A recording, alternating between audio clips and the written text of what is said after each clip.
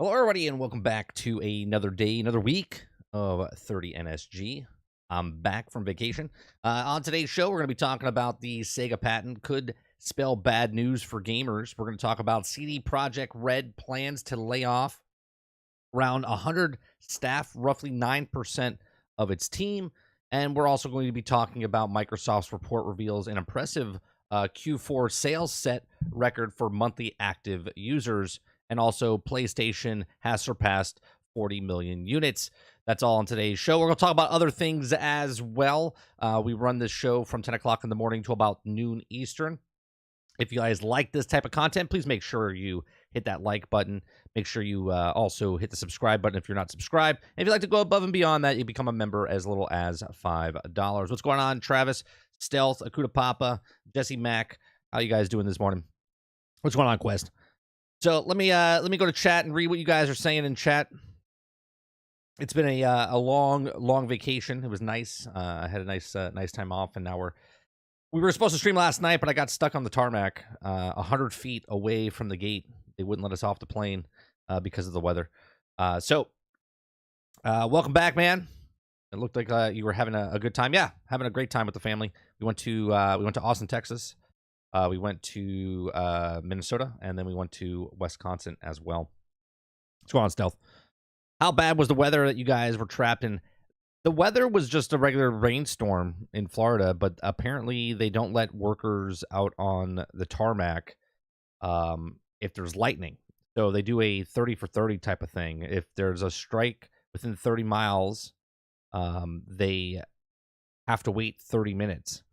So we were stuck on that airplane 100 feet from the actual gate to get off the plane for an hour and a half. Yeah, so that it sucked. Of all the times I've flown, I've never had that happen where I was stuck on I've been stuck on planes before, right? Like delay for takeoff and stuff like that. I've been circling before, but we were landing, and then all of a sudden, as we were landing, he like whoosh, like pulled up because apparently someone said the winds were too strong or whatever from another plane in front, so they pulled out, and then we were circling for a bit, and the guy said the captain comes over the speaker and is like, yeah, we're rerouting. We have enough fuel for 45 minutes or whatever, and we're gonna make a couple circles and see where we're going, and then if we don't land here, we're gonna reroute either to Tampa or Jacksonville. And both me and my wife were like, because at that point, if we rerouted to Tampa wouldn't have been as bad as Jacksonville, because Tampa is about an hour and a half away, but Jacksonville is like 3 hours away. But as soon as you get off that plane, we're on the back of the plane. Now everyone that's on that plane is going to Orlando. What do you think is going to happen with as far as rent-a-cars and stuff go? So it would have been a mad dash to rent a car to try to get a car as fast as possible so we can get home, or we stay the night an hour and a half away. But yeah, it was just 100 feet away from the actual airport, and they wouldn't let us get off. Let's see. What's going on, Jesse? Travis says, crazy, but now that I have finished all the campaign for Marvel Avengers, I can safely add it to my list of better games than you know. It's a good game. I know a lot of people didn't like the game, Travis, because of the online aspect, of the multiplayer aspect, of the live service aspect, but the campaign itself is a really good game. And I wish you could play the campaign, which is funny because like in Diablo, you could play the campaign through all your characters, right? In Lost Ark, you can play through all the characters if you want to. In Destiny, you could play all the characters if you want to. But in Marvel, it's a set story. You only can play with Kamala Khan and Miss Marvel, and with little bits and pieces, like in the other, like Kate in her DLC and Clinton his.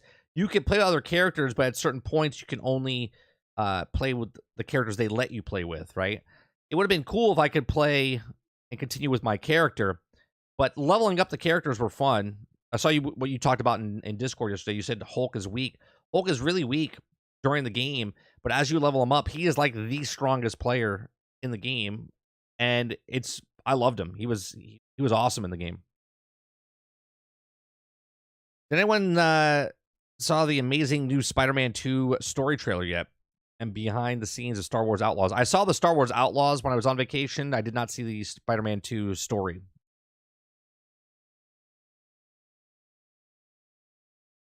You're like an hour away. Could have met best person on YouTube. I don't. I wouldn't take my time to go meet you, Travis. Not for you and personally anybody here. When I'm on vacation with my family, that's what it is. I don't want to like offset and be like, we have plans and different things to do. Yeah, we were in Austin, Texas. That's the reason I usually don't tell people where I'm going when I go on vacation and whatnot. Everyone's like, "Hey, you want to meet up?" And then it's like, I don't have time. I don't have time for that. Our whole vacation's planned out.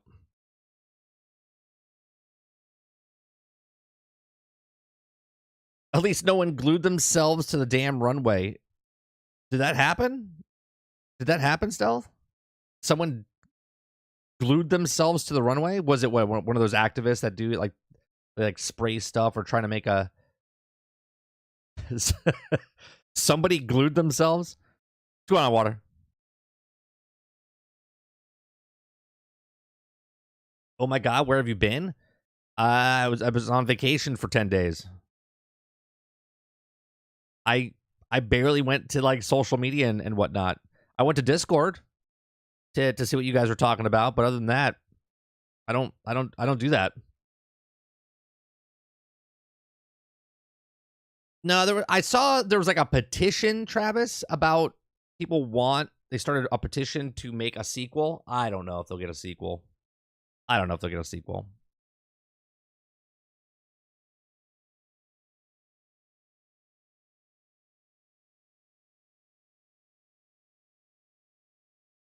What's going on, Kylo?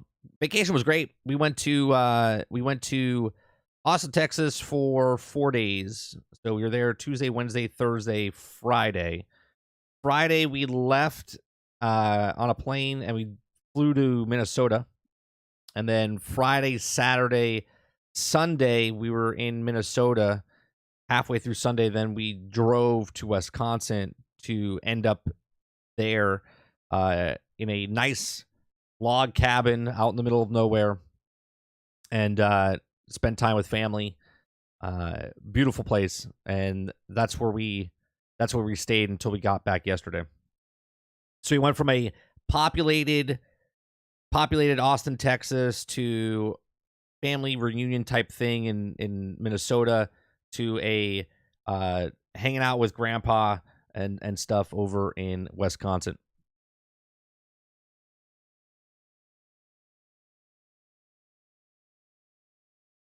No one tell 30 about what villain showed in the end trailer. What villain? I mean, for the Spider-Man trailer, I'll be honest, I don't care at this point. When I'll go watch it and see.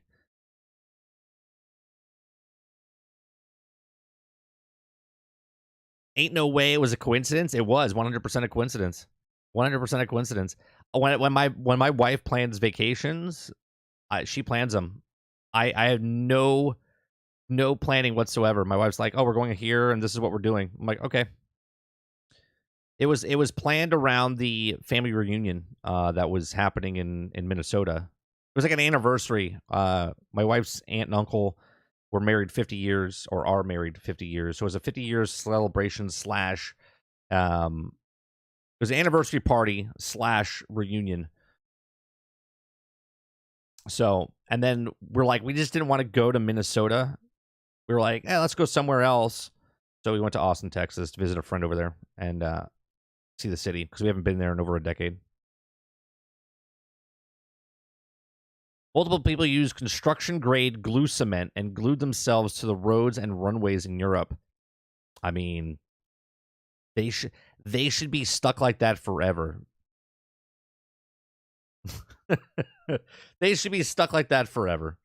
You do stupid things, you win stupid prizes. Sarge says, "What's going on, bro? In the old days, planes didn't get delayed from people gluing themselves into the runway. They were on time, and there was a job opening."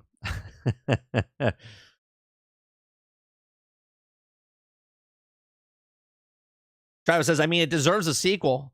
more than Overwatch or Dark Souls did. So who knows?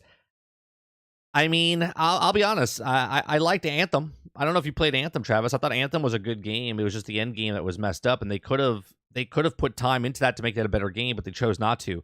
Marvel's Avengers was a really good game, and the bad parts about that is the end game stuff, the live service aspect, and they could have taken the time to put stuff towards it, but they didn't want to. You know why? Because they made their money up front. They made their money with the cosmetics, so they didn't want to continue it, right? And if they did come out with a sequel, it would probably be the exact same thing. You know what I mean? But it could be like a sequel like Battlefront 1 to Battlefront 2, right? Battlefront 2 was a much better game than Battlefront 1. I'm talking about EA's Battlefront, not the original ones back in the, 15 years ago.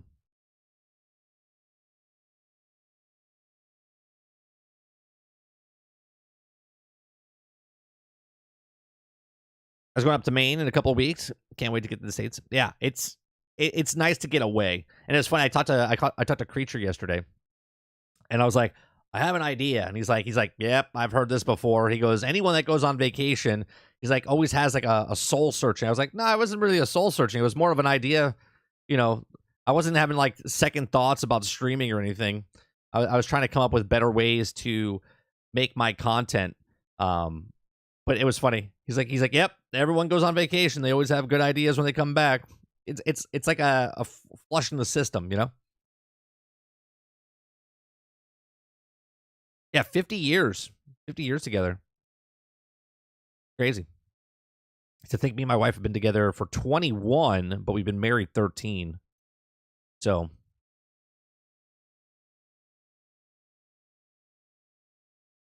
Ford says, no way. Here in Phoenix, they end up with third-degree burns. I miss the good old days when you could sick dogs on activists. I haven't played Anthem, but it's on my list. Anthem's a good game, too, as far as the stories. Marvel's is a better story, single player, but the story itself, the game itself is fun, and the combat and the flying was a really good foundation for Anthem. What's going on, Dave Rose? The game was fun, but at the end, all the bugs and financial wise, the game was not a success, and you'll never get a sequel. I don't know if it wasn't a success, because if you ever read the articles that they talked about that they were disappointed in the sales, that doesn't mean they didn't make money, Rose, right? That means they didn't make the money they thought they were going to make. And then the money that they didn't make on it, the money they didn't make on it, they sold it off. So they recouped the money, and Square Enix is now, better, right? They weren't, let's be honest. They had a whole group of people working on the game for the 5 years it was. And then once the game came out, they took everyone off, and they had a small team running the rest of the show.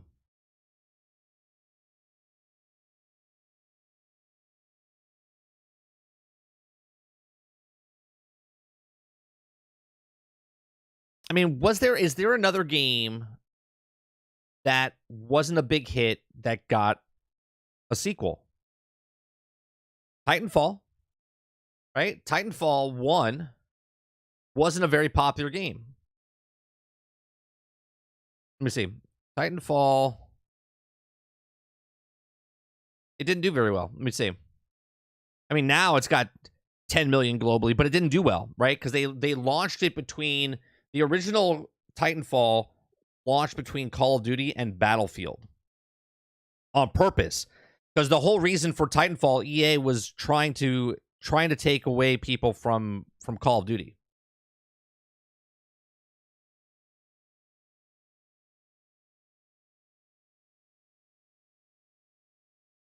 Let me see if I can. Let's see.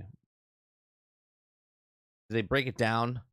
Titanfall 1 actually is a success. It sold 10 million units total, but it turns out Titanfall sold a lot, 10 million units, so it was successful, right? No, it didn't sell 10 million, though, when it first came out, though. Let me see.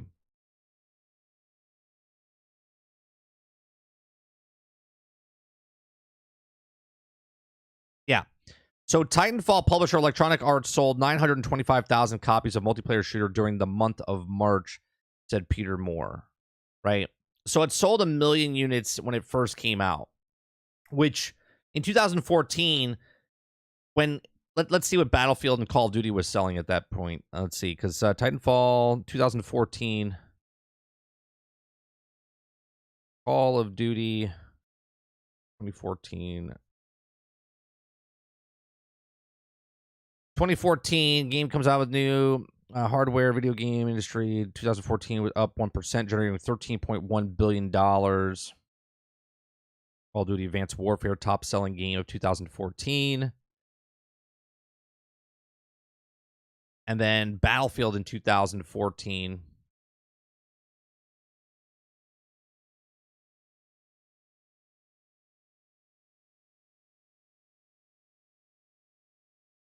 Was Battlefield 4. You know what I mean? Like, Anthem sold really well. And then they stopped supporting it.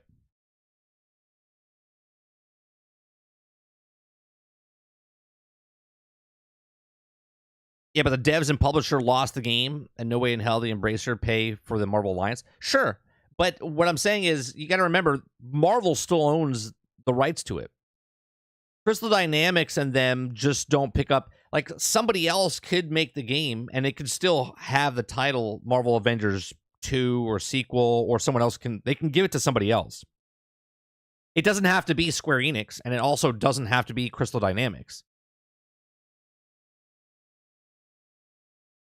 I have a friend who says that it's nothing else. The new Iron Man game needs flight controls like Anthem.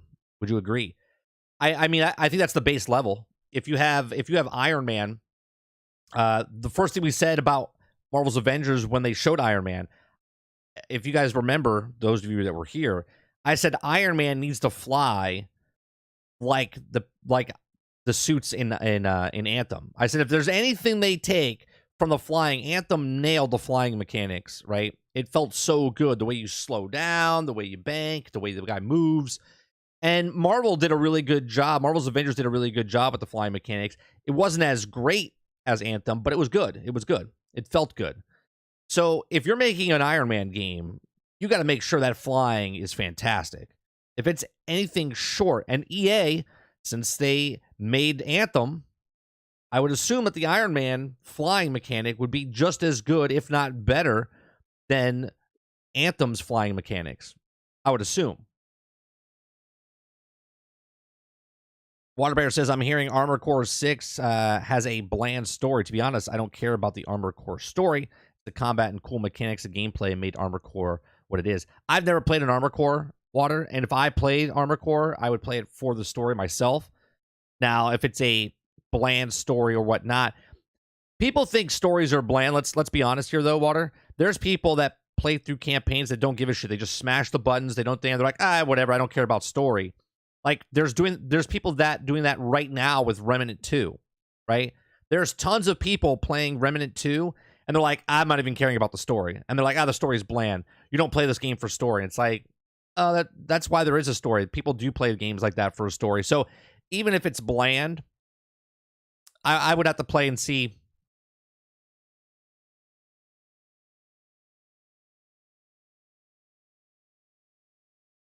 Embracer doesn't own the Marvel. They didn't re-up the Marvel name, I don't think. Guamo. Tomb Raider, according to Square Enix, wasn't a success, and it got 2 sequels. Right, but that's a good point, though. What I'm saying is, when they say something wasn't a success, if I have a goal, right? If I have a goal of hitting 1,000, whatever, let's say I wanted 1,000 people to come and watch me. That's my goal, right? But I only get 700 people to watch me, right? My average that I usually get right now is like 35, sometimes 40 people, right? But if I hit 700, I'll be like, oh my God. But my goal is 1,000, right? And I'll be like, well, I didn't hit my goal. So that's a failure, right? That's the way business operates. Businesses look at, they want to hit a goal. They have other goals, profitability. Okay. And this is where they would like to hit, but they only hit here. They're still profitable. And they're like, you know what? Let's make a sequel. We made enough money. We could throw it back in and make more money.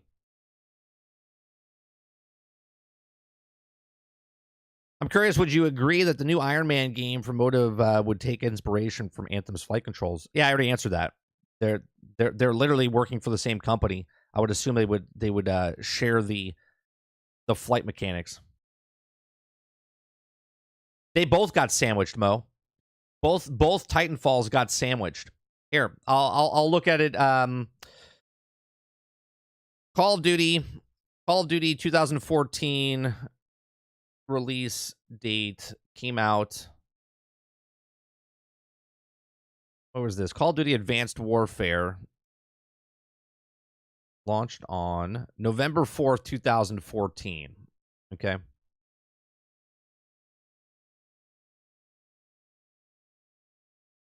Battlefield 4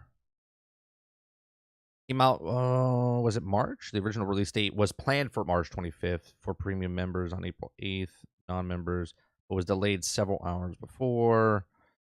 Battlefield 4 and sequel Battlefield 3 released on PlayStation 3 PC on October 29th, 2013. Is that right? Was it Titanfall 2? I guess maybe you are right. Titanfall release date March 11th. So that came out. Battlefield says it came out on March 25th. And Battlefield 4 came out on March 11th. So it came out just a couple of weeks before. So I guess you're right. Titanfall 2.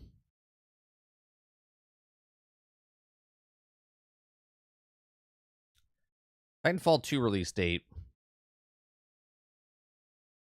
October 28th, 2016.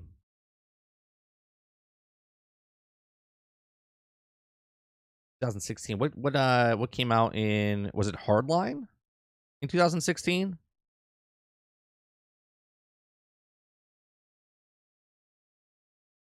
No, Battlefield 1. Battlefield 1 came out October 21st, 2016. Titanfall 2 came out October 28th. And Call of Duty 2016 came out November 4th. Yeah, so they got sandwiched into that. So that's the definite sandwich one. You are correct, Mo. It's Titanfall 2 that got sandwiched, but Titanfall 1 got still pushed right near the Battlefield game.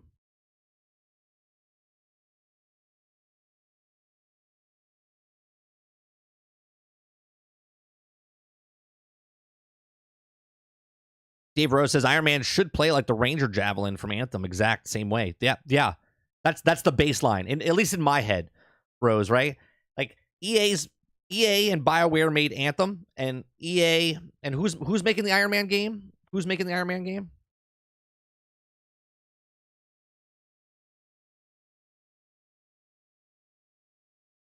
EA Iron Man, Motive Studios, right? So Motive Studios goes to EA, hey, that flying that you had with Anthem, can we get that? Right? Like that should be the baseline, and if they want to make it better, then make it better. But if it's worse, that's an L. That's an L.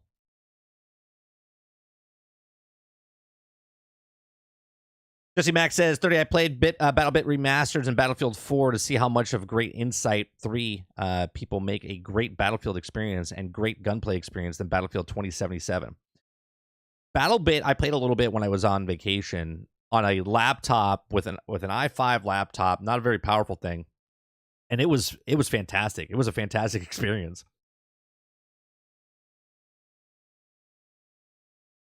Like you could literally run that game on a potato.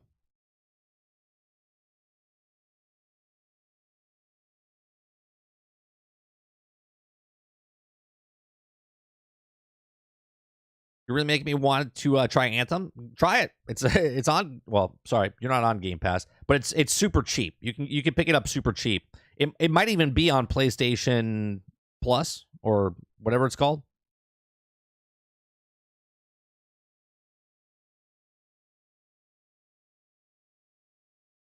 Remember when EA said they wanted Andromeda to hit more day one than day one of Mass Effect 1, 2, and 3 combined? Something that goal is too high. Right. And that's what I'm saying. I think a lot of these games make money. They're profitable, but they're not as profitable as they would like them to be.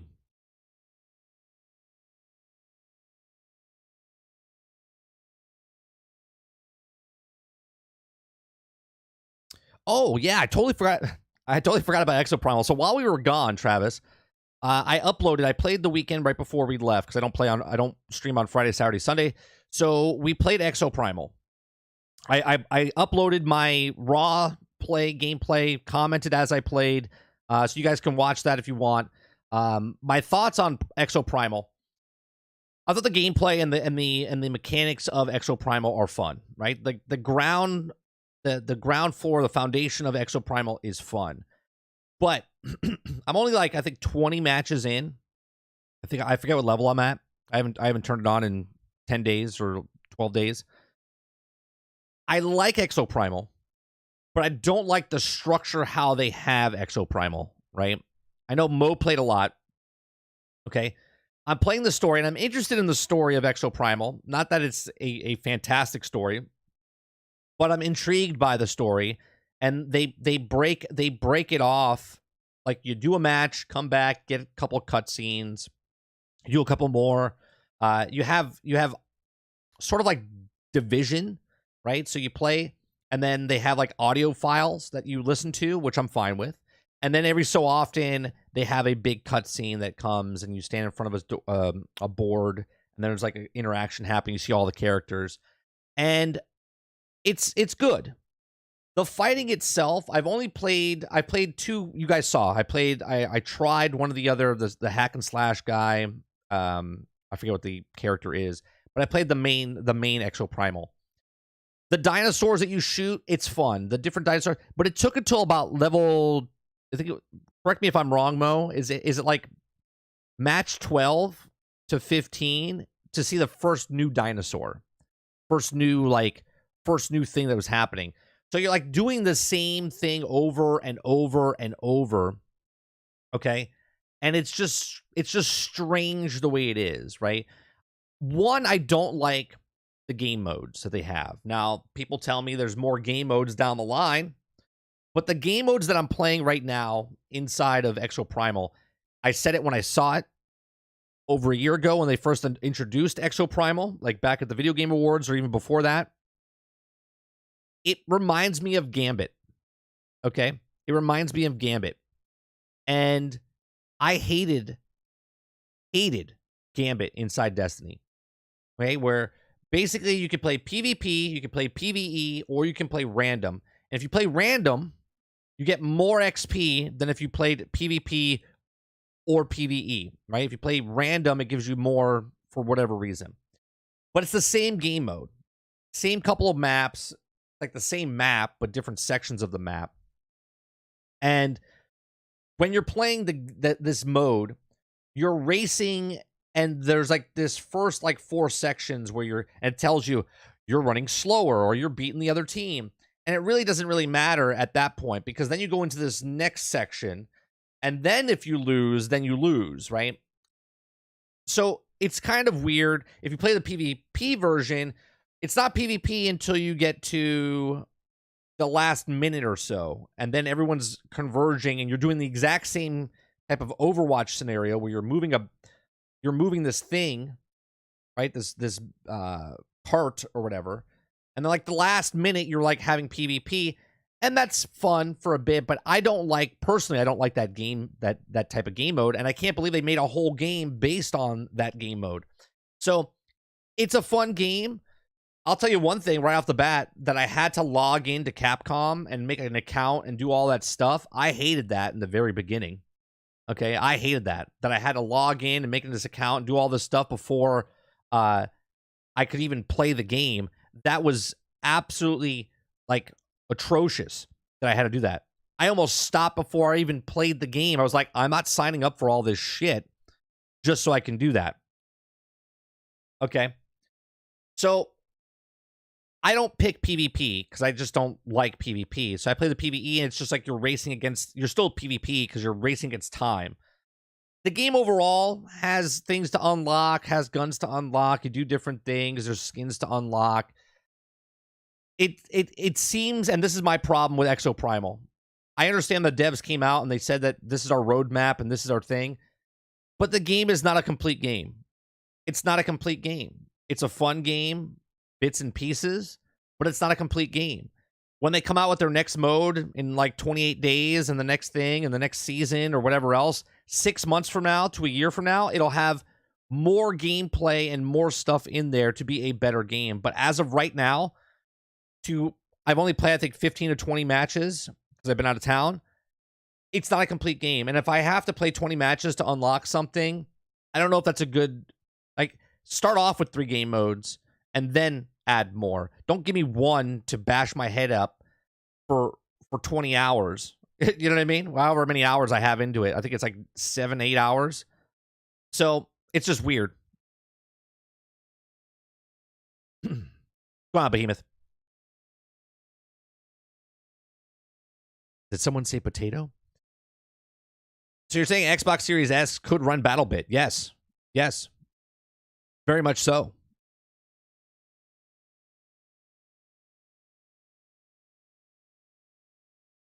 Over 100 battles logged.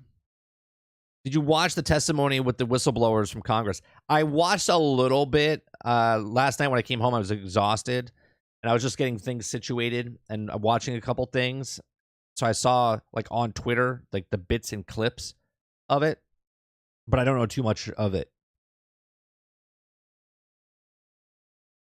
I mean, once you said it was almost like the 90s Saturday morning cartoon video game, that good thing, that when cartoons were at its peak.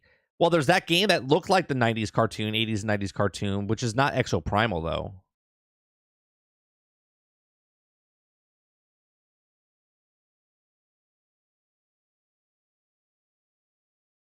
UFOs are the USA. Confirmed. Oh, yeah. Doesn't matter if you do politics or not, Dabstick. Aliens, man. Aliens. Which is weird because we were having a conversation. We were at a campfire and like aliens got brought up, of course, because we're underneath the night sky and we're like seeing shit like fly above us in the northern hemisphere. And it was cool. And then I got back off a plane. I was like, why is Congress talking? Because I'm telling you, I wasn't on social media and stuff like that. I was like, why are they talking about UFOs?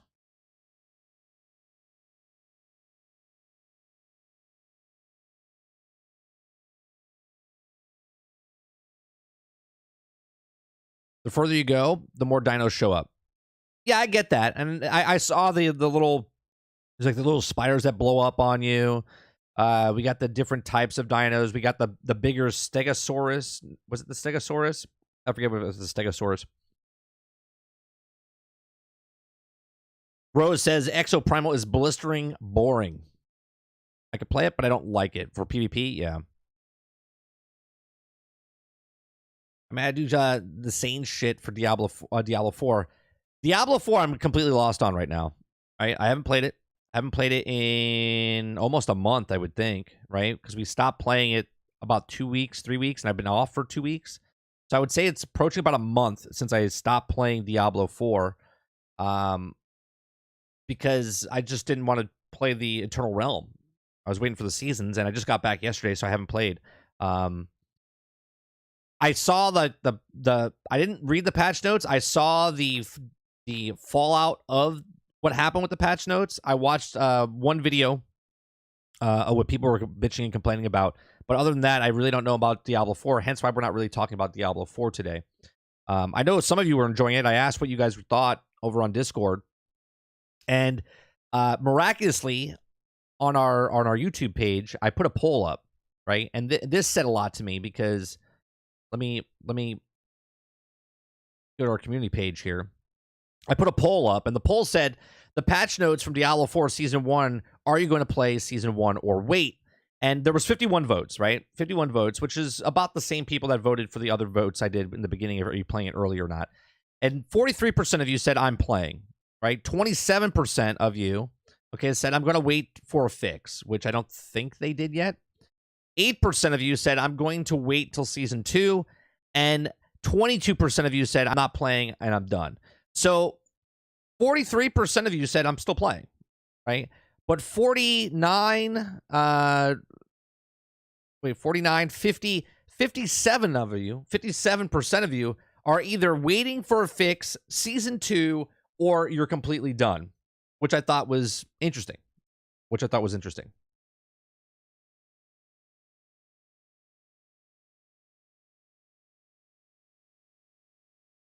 Aliens aren't real, but okay. So Travis, if in the hearing they actually tell you that they're actually real, you still wouldn't believe them. If they showed you one, you would be like, nah, it's fake.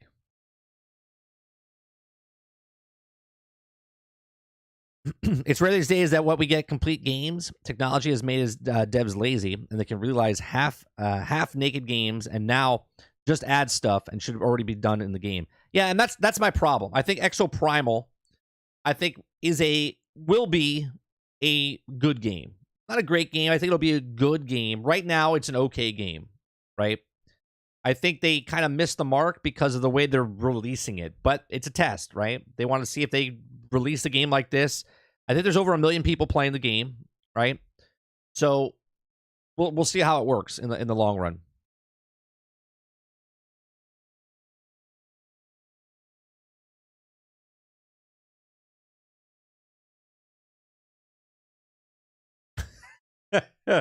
Try.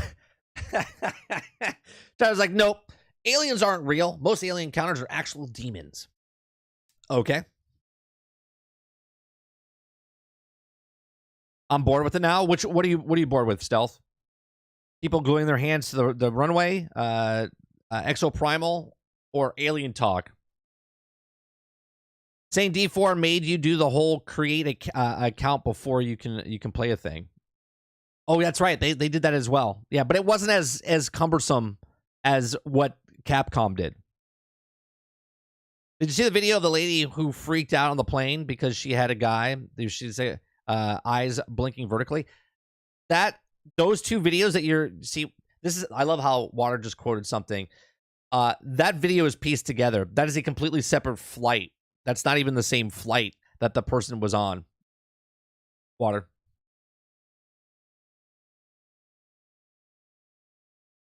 So I have a druid along with Lightning Hurricane companion built and loving it. I'll have to check it out. Asmongold quit D4. Yeah, but Asmongold quits a lot of things as well, right? And I get it, right? Technically, I quit DA4. I haven't played in a month, so. But I also have 160 hours into it, so. You'll be done soon as well as they charge for inventory space. All right, so I do know about the inventory situation, Travis. And this makes me laugh because the inventory situation, in what right person's mind do you take the inventory system? Now, let's be honest. Diablo 4, even though it's a multiplayer game and there's like an open world where you can run into people, okay, it's a single player game, right? Majority of the people play single player. But you're telling me I don't have storage in my account because the reason I don't have storage in my account is not because they want to charge me to get more storage. It's because it loads everybody's inventory system every time I pass them. So I'm running across the map, and if someone runs across the map, I can see all their inventory, even though I can't see their inventory. But the game itself goes, oh, this person's on your screen, and all of their inventory is also loading into the game. That is the stupidest thing I've ever heard in my entire life that a company did this. And they did this in Diablo 3 as well, but Diablo 3 at least is if I brought a buddy into play, okay, then it would load his stuff, which makes a little bit more sense. But why would you do it for this game, right? It's just absolutely stupid. The dude literally said they have non-human remains in a ship in a hearing getting ready for fake space invasions. I'm playing Poison Landslide Druid. Pretty fun. May switch to the Lightning build. I think I'm just going to stick with the Druid and play a little bit and see what happens. They're drawing a thousands of years old of a point of aliens being real, something to be real, culture across the world. Say there have been them, seen them, as they has said over and over. Well, isn't there like cave drawings of them as well? In like Egyptian times. 30, did you see Anvil has an official launch trail? I did not. That was a fun game when we played it, though.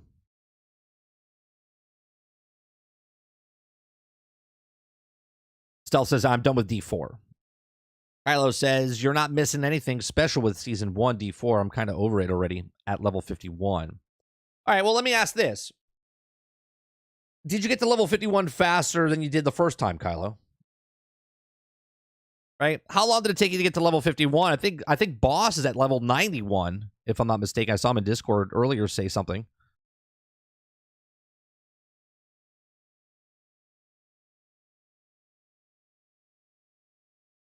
I'll take your statement, Travis, as the talk of this is a distraction. I'll take that part of it. I believe that.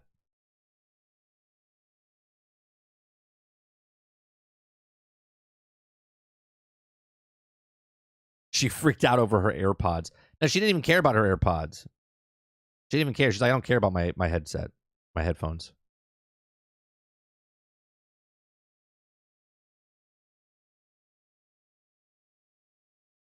Anyone grabbing the Spider-Man controller and the side panels tomorrow? No.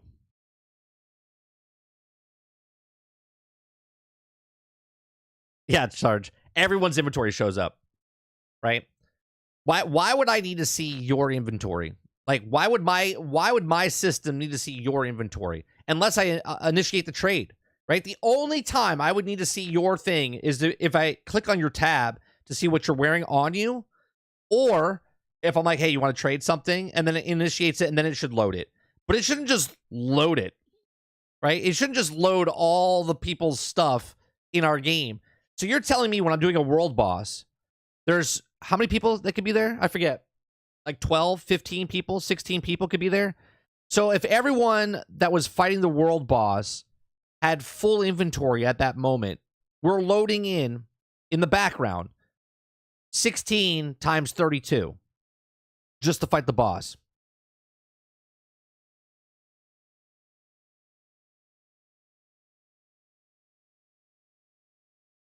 Either Blizzard's lying or more likely they're idiots. I mean, regardless, I think they're idiots. Like, I can't imagine loading everyone's inventory system in. Brain, what's going on? I'm at 56, 24, and 7. It's fun, but not WoW. Not WoW like World of Warcraft, or not like WoW like WoW.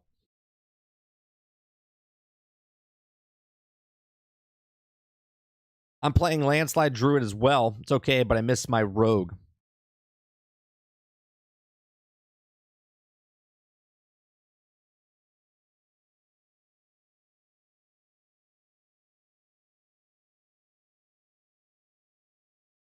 Like awestruck. Wow. Okay, gotcha. Well, let's go for the first story here. PlayStation 5 surpasses 40 million in sales. That says, thank you for the community and support and sharing your favorite games. We launched the PlayStation 5 in November of 2020, and the world has its strange and different places when we announced the console in 2019. Despite the unprecedented challenges of COVID, our teams and our partners worked digitally to deliver PlayStation 5 on time. Now, with the support of PlayStation 5 fans, we've reached a milestone of 40 million PlayStation 5 consoles sold through to gamers since launch. Thank you so much for the community and gamers. Without you, this would have been an impossible task. Well, no crap. If you don't have people buying your system, you won't reach the number. So PlayStation 5 launched with the best catalog of games in the history of momentum for the great content keeps getting stronger. From innovative indie games to AAA blockbusters, there's more than 2,500 PlayStation 5 games now available. It has never been better time to experience PlayStation 5 in the last 2 months alone. We've seen an incredible new games from the partners, including Final Fantasy XVI, Diablo 4, and Street Fighter 6. Since the launch of PlayStation 5, players have been enjoying a selection of great games that illustrate how games are vast and creative and also an entertainment medium. To the end, there are 40 games that have voted for PlayStation players. So top PlayStation 5 games, as you can see there. Okay. A great addition to PlayStation 5 generation has been an array of accessories. Over the past 2.5 years, we've unveiled new ways of gamers can customize the experience and bring existing colors to their homes. We've developed a range of colors for the DualSense wireless controllers for PlayStation 5 console covers. And these accessories also have proven to be really popular as players wait for PlayStation 5 to reflect their taste. Now, we developed a PlayStation 5 for the community and the forefront of thinking, which led us to deliver innovation like the adaptive triggers and haptic feedback in the DualSense controllers, as well as PlayStation VR 2. PlayStation Studios, also the third-party partners, have also jumped to take advantage of the capabilities and expand their creative toolkit and delivered a general leap in experience they bring to the games. So 40 million games or 40 million consoles, that's pretty good. I mean, I guess, what are we, three years in? 3 years in? Let me take a look at the barometer here. I think they're ahead, if I'm not mistaken. Let's see, PlayStation 4... first 3 years. First 3 years sale. Okay, so PlayStation 4 video game. This is coming from Fandom. I don't know how true this is. Let's see.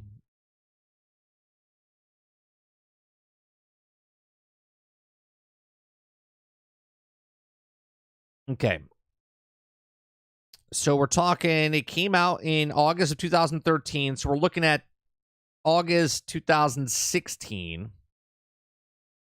So in 16, they're on course, it looks like. On course. Because it came in August, so we're 3 years. Are we 3 years into the cycle now? When did PlayStation come out? PlayStation came out November of 2020. So we're not quite at 3 years yet. We're not quite at 3 years yet. So August to August, it's is 1 year. August to August, another 2 years, and then August to August is 3 years. And we're a couple of months. We're short for them. So right around here, 2016, the trail goes cold. But they had 43.5 million units in June 30th, which is just 1 month short of 3 years, right? So they had 43.5 million units sold. So they still have, obviously we're at the end of July, they have September, October, November. They have 3 more months to get past 43.5 million units, right? We can give it to 44 million. So if they pass 44 million, they're on pace. They're on pace to, or they're ahead of pace, actually. They're ahead of pace to making it. Right now, the PlayStation 4 has sold 117.2 million, and I think it's actually at 122 million, if I'm not mistaken, is the total.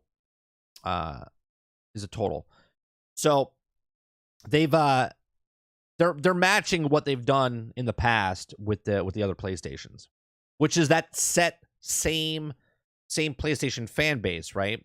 So the same people, assuming, right? Very generalistic here, but the same people that bought the first 40 million units for PlayStation 3 are the same people that bought PlayStation 5 in the first 3 years. Okay. I didn't get a PlayStation until 2018, 19, I think it was. It was the Christmas of 2019, I think, or 18. Is right after Spider-Man came out, or the year after, it was 2019. Right? At that point, they already sold 96.8 million units. Actually, 106 million units at this by the Christmas of 2019. So, all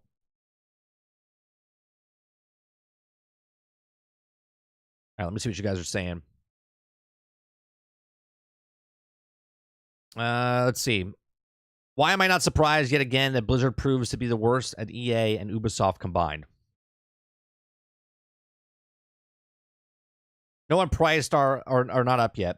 They also must have said that probably a $54.99 for the panels. Oh, just for the Spider-Man panels.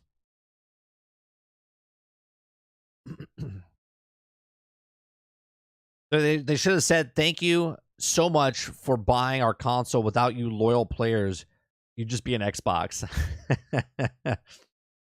But do you see that? Do you see that numbers? Numbers don't lie. So like the people that first bought the PlayStation 4, that the PlayStation 4 sold this many units within this amount of time frame, and PlayStation 5 is doing the exact same, right? Would PlayStation 5 way outsold the other one? Perhaps, but it was, COVID and whatnot. But right now it's on pace, a little bit ahead of pace of the PlayStation 4.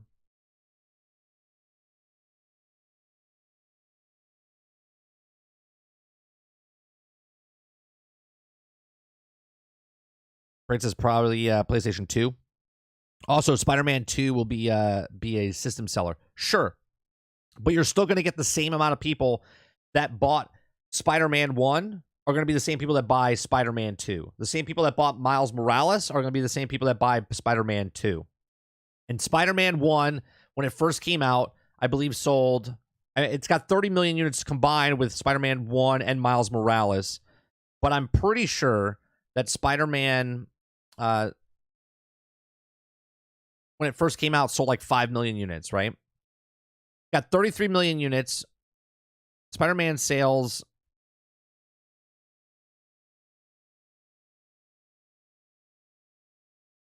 today says that the opening weekend could equivalent to around 198 million in sales, far higher than the 117 million box office opening. That's not what I want.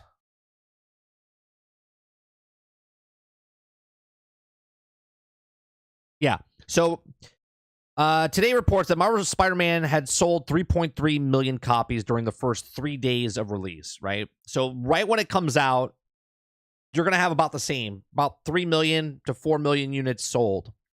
And then it'll go over time.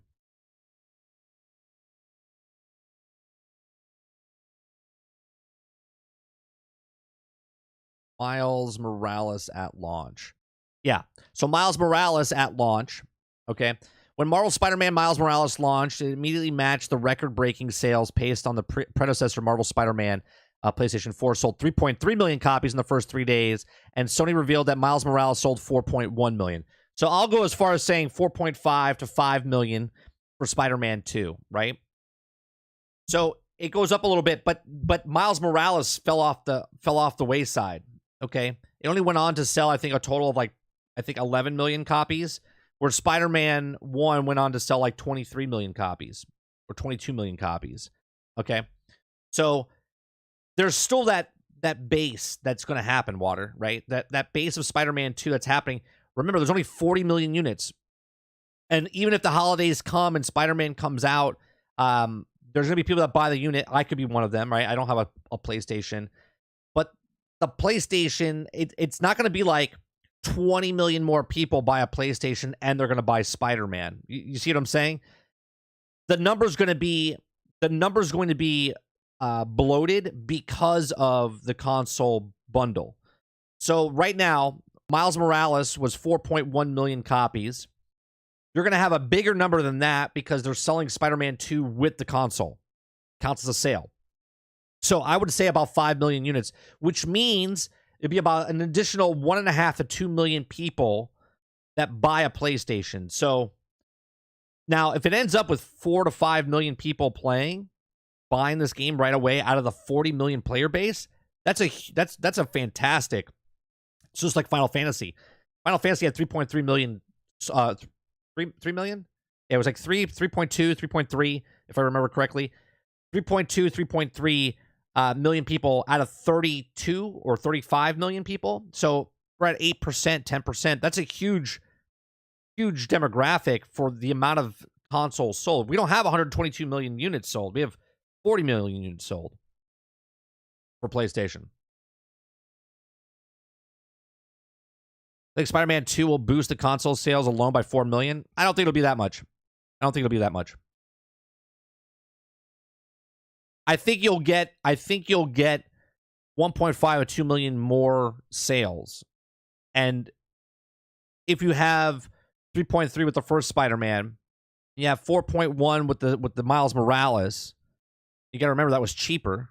it was cheaper than the other one, right? Unless they combined them, which they didn't say if they did or not. It just says Spider-Man and Miles Morales. Then I would say then it would go up about a 1.5 to 2 mil. 4 mil sounds a bit steep because the player base wasn't there when it first came out originally. You know, it's kind of sad, but I'll be deleting my Avengers not because it's bad, but because 113. It's a huge gigabyte game. Same amount could also do Resident Evil, Dead Space. Yeah, it's a huge game. I had to delete it because it was just too much on my system. Might get some new people buy too because they learned how great it was by friends. Sure. But there's still people that don't buy it when it comes out. There's still people, regardless of people that like Spider-Man or Miles Morales, there's still people that are not going to buy it day one. There's more people that are going to buy it after the fact than they are on the day, on the month, on the week. Okay? There's more people that will buy it after the fact than on day one. Right? 33 million units sold. 3.3 million people bought it in the first 3 days.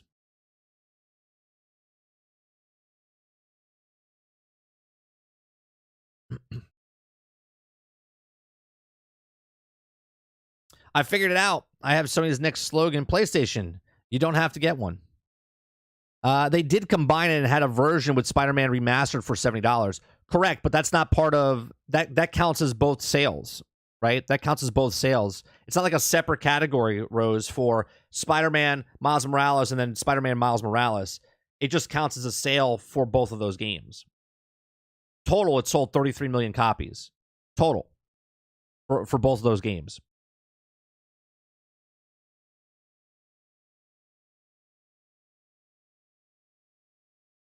And if you buy that at $70, it's still not a full price Spider-Man game, right? Because you have to divvy it over them. Miles also wasn't a full game. It's a lot of people's mind. It was just a DLC. It was a full game, but it was a DLC. I mean, let's be honest, right? They didn't call it a DLC, and people can defend it wasn't a DLC, but it was a DLC because if you played the first game and then you got all the expansions and the way the story was going, Miles was going to be the other expansion, but they decided because the PlayStation 5 was coming out and there was no games for PlayStation 5 that they decided to make the game a full-fledged single standalone game on PlayStation 5 because they needed a game to sell the system, right? And because they decided they wanted to put that game, this is why the game wasn't full price. It was a $50 game. And then they threw in the other Spider-Man game for $20, I think it was. Or was it $40 and they turned it in for $30? But they didn't charge full price because it wasn't supposed to be a full price game. Crazy story, but when first one was announced, I was like, man, I don't care. He kept bugging me to buy it, and then I gave it in. Sometimes peer pressure is a good thing. I mean, GOW did God of War did the same thing with Ragnarok. Did they charge less for Ragnarok? I don't think they did. It's not the same. There's a difference. There's a difference between Ragnarok is a full-on sequel, just done in the same engine. It's a different thing than what Miles Morales was supposed to be. Literally, Miles was a side character in the thing. You talk to him and stuff through the first campaign.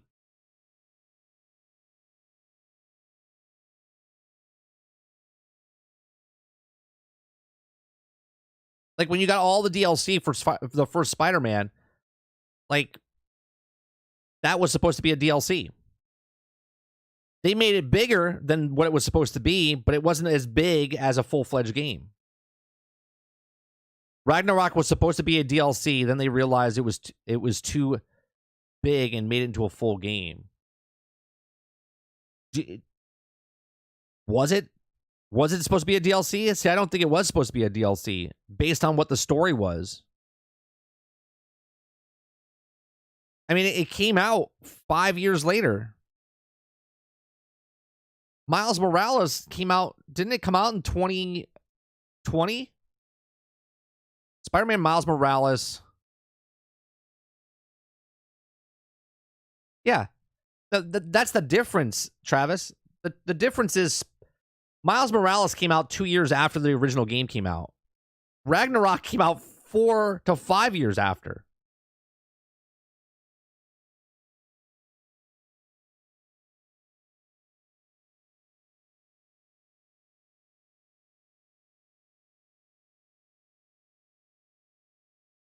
Yeah, that's what I thought, Rose. Like just look at the evidence. The evidence of Ragnarok wasn't supposed to launch 2 years after. That's DLC category stuff, right? Spider-Man Miles Morales came out 2 years after. They reused obviously Manhattan because Manhattan is Manhattan. Okay. That was supposed to be a DLC. But they put more into it and they needed that game to sell the PlayStation 5. It went from a DLC to a push to a first party title game for the PlayStation 5.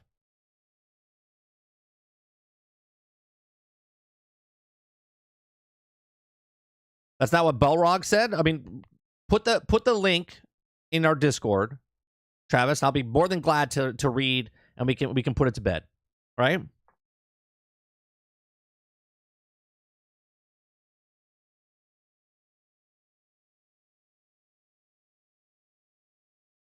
It was planned DLC, but it got changed into being a sequel before the first one came out fully.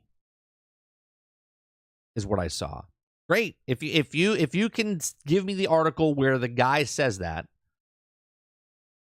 I'll be more than glad to read it. Belrog never said that Sony would use it as their retribution, that it's only DLC. Barlog. That's how Belrog.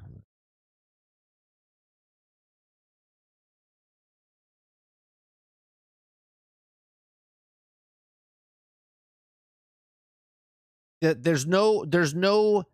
What I saw, I didn't play the game. I haven't played Ragnarok, right?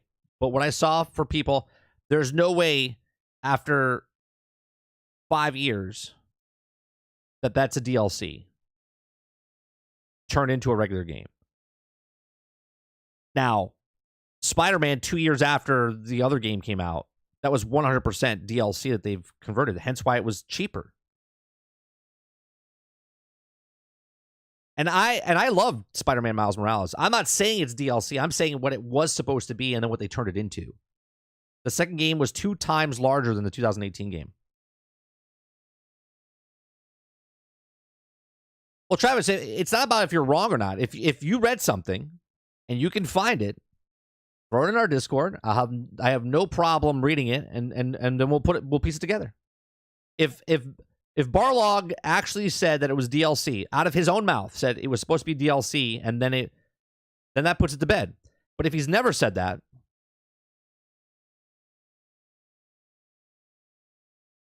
Miles Morales is a standalone game, not a DLC, Travis. No, he's not talking about. He's talking about God of War Ragnarok was supposed to be DLC. And Jesse, Spider-Man Miles Morales was supposed to be DLC. 100%.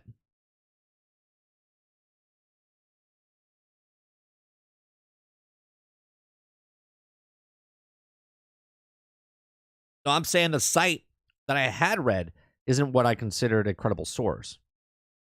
We got to lead with that.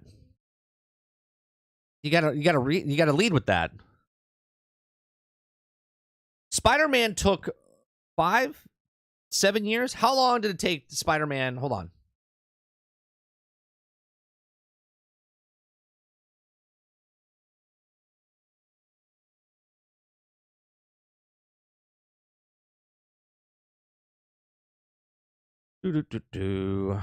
Um.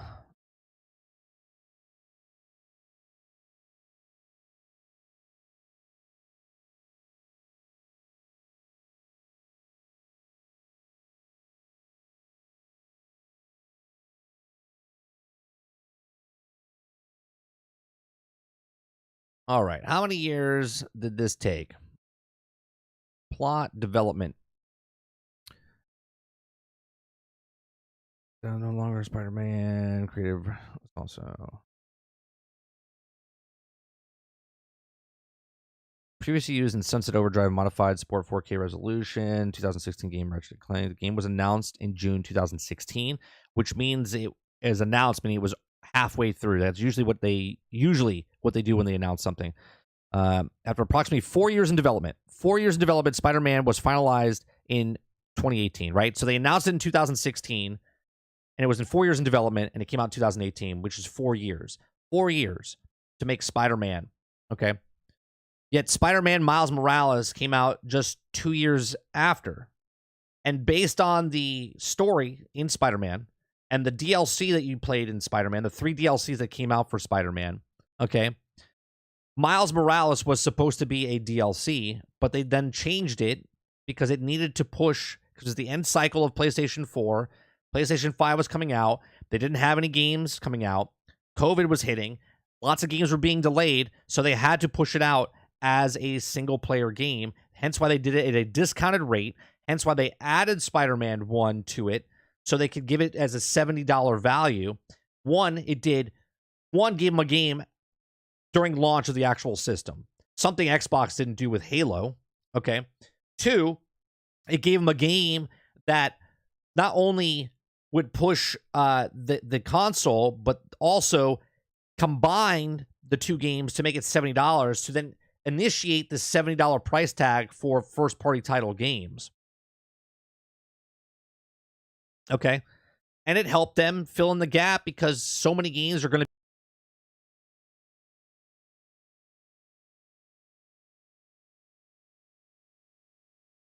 You could tell Miles Morales was a DLC turned into a full game. It's really short. Great, but short. I agree. And I'm not criticizing the game as DLC because it was a bad or anything like that. It was a fantastic game. We played it on stream. I absolutely love it. Okay? I'm just saying that Miles Morales, built in 2 years, sure, they didn't have to rebuild. They didn't have to rebuild Manhattan because the assets were already there. But that was DLC. You put the link in general? All right. All right.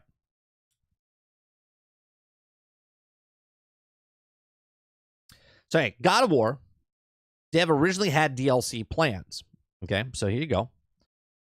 While absent of any post-launch content, PlayStation 4's God of War at one point had plans to release story DLC according to the game's director, Cory Barlog. See, now this is what I'm talking about, right? I have no fight in the battle. Travis said that it was DLC. Rose said it wasn't. Here's an article we're going to read, right? I'm biased. Okay. Oh, we'll see what it says. Last year's God of War took a huge risk by taking the series in a completely different direction. The PlayStation 4 exclusive and the Game of the Year reception of 2018 Game Awards has been credited for the deep narrative single cinematic camera shot. Usually we have to drop down to this one. While appearing in Kind of Funny Game Over Greg's show, God of War director Cory Barlog talked more in depth about both ambition and aspirations.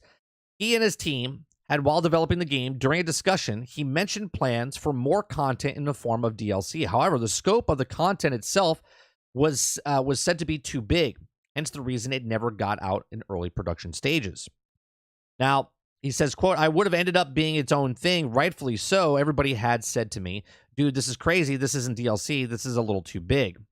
So even though the fans may feel that there's no reason to return to God of War once they completed it, the number of updates had been introduced in the past summer, encouraging replayability. First was introduced as a photo mode, and then again in August, God of War received a new game mode plus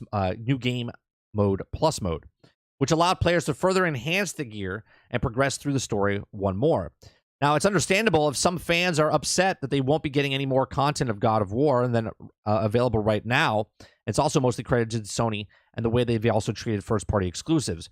Whether it's Infamous, First Light, Uncharted, Lost Legacy, Horizon Zero Dawn, Forza Wilds, or more recently, Marvel Spider-Man, City and Never Sleeps, Sony has created expectations that more content will flow in initial releases. It looks like God of War, however, fans will have to wait with Sony Santa Monica's preparing for what's next. So this article was written in January 9th of 2019.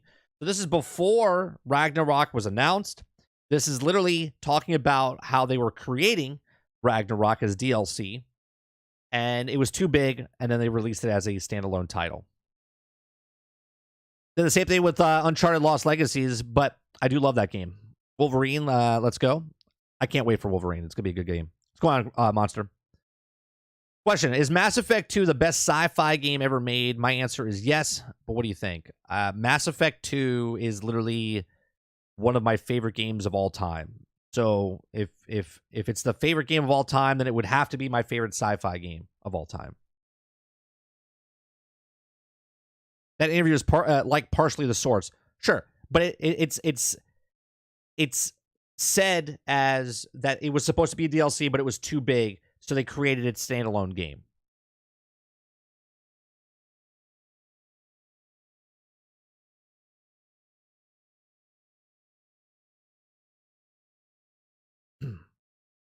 What's going on, Super Dave?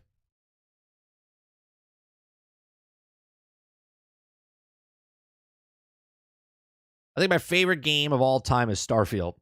We'll see. You know what, Water? It'd be funny. It would be funny if you start playing that game and for whatever reason, it just clicks with you. You know what I mean? It just clicks with you. And then you're like, this game's actually badass.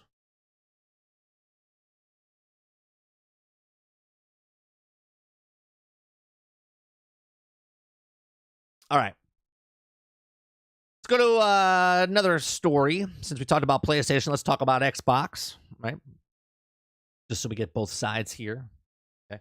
Xbox reports reveal impressive Q4 sales, sets record for monthly active users. Microsoft reports a Q4 financials revealing impressive gaming sales and confirming new heights for Xbox Game Pass, among other things. So here's the breakdown with the highlights. Microsoft Gaming Division experienced steady growth with 1% increase in quarterly sales, reaching $3.49 billion in revenue for the 3-month period ending in June 30th. Despite a 13% decline in hardware revenue, Xbox boss Phil Spencer is not concerned about the console sales, indicating that Microsoft gaming strategy remains unchanged. Imagine that for a second, right? That you could have a 13% decline in hardware sales and you're not fazed by it. You're like, yeah, we're not concerned, right? And that's what cloud gaming and the Ultimate Game Pass and stuff, because they don't have to sell hardware, right? Think about that for a second. The hardware sales down, meaning they're not buying Xbox S or X, but yet people are still playing the games that they have on PC. Microsoft upcoming Game Pass Core is replaced for Xbox Live Gold, is expected to boost console subscriptions by offering more valuable experience and showcasing the perks of Xbox Game Pass Ultimate Tier. Now, Microsoft published their financials for the fourth quarter in its 2013 fiscal year, confirming that record number of monthly active Xbox users, in addition to revealing some impressive sales figures amongst other things. Now, while Microsoft claimed that Xbox lost the console wars recently in June, the new insight into financial performance indicated that the games division is still enjoying steady growth. Now, the tech giant spent a majority of the year downplaying the success of Xbox business as part of the strategy to push Activision Blizzard acquisition over the finish line. Those efforts also have most recently culminated in Microsoft revealing the Xbox Series S sales numbers, thus breaking with the nearly decade-long tradition in not doing so. While the Xbox company newly published financials did not offer a comparable details overview, it's also console sales. They provided an insight into the company's gaming division, which has also just concluded the second best fourth quarter on record, namely Microsoft gaming business record approximately $3.49 billion in sales over the 3-month period ending June 30th, a $36 million year-on-year increase, and the tech giant attributed it to a 1% uptick to the new third-party game release on Xbox Game Pass, whose quarterly hours played rose by 22%. Overall, Xbox reached new heights in terms of fourth quarter monthly active users, Microsoft said, without attaching a concrete figure to the claim. Right, they're not going to tell you their sales. They don't have to, right? So using a quarterly sales growth, 1% for Xbox, Microsoft Gaming Division saw a $15.465 billion in revenue during the year ending in June 2023. It was $16.23 billion in fiscal 2022. Still, fiscal year 23 was the second best fiscal ever. So they're still making profit, even though they're dead last, and they're still making money. So there you go. The company also managed its 1% improvement in quarterly gaming overturned its despite a 13% drop in hardware revenue during the same period. But given how Xbox Phil Spencer recently said he's not worried about the console sales, this decline is unlikely to warrant any big changes at Microsoft. An industry analyst who goes by Dom's Playing on Twitter estimated that the conglomerate's total gaming revenue for the full fiscal year amounted to $15.47 billion, a $760 million decrease compared to the pandemic propelled 2022. Now, Microsoft minor quarterly gaming growth managed to partially offset the personal computing division declining growth margin. The difference in revenue and direct costs, which dropped by 2%, is $124 million during the observed period. It also helped the business bolster its operating income by $186 million, a 4% increase compared to its fiscal quarter of 2022 fiscal year. Moving forward, Microsoft said its high hopes for Xbox Game Pass Core is freshly announced and replaced the Xbox Live Gold. The company expected that the upcoming service will boost the console subscription by significantly increasing the value proportion of Xbox Live Gold, thus also providing users with more meaningful glimpses at some of the perks and more expensive Xbox Game Pass Ultimate tier, including massive content library and also frequent member discounts. There you go. So they're on a second best. They didn't surpass. Now, obviously, by looking at this chart, companies would love to look at this. Okay. They would love to always do this, right? They would always love to go up. Well, obviously, there's going to have, dips and valleys here. So you can see that here's gaming, and then all of a sudden, here's the pandemic, right? Pandemic, and then here's the after pandemic. And gaming is just much, much bigger than it was before, right? So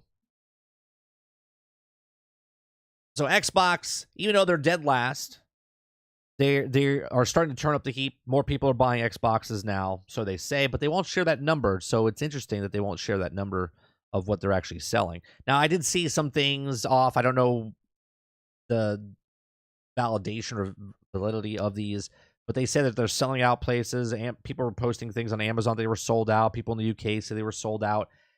We don't know what that means, though. They could have had one on the shelf and they're sold out. You know what I mean?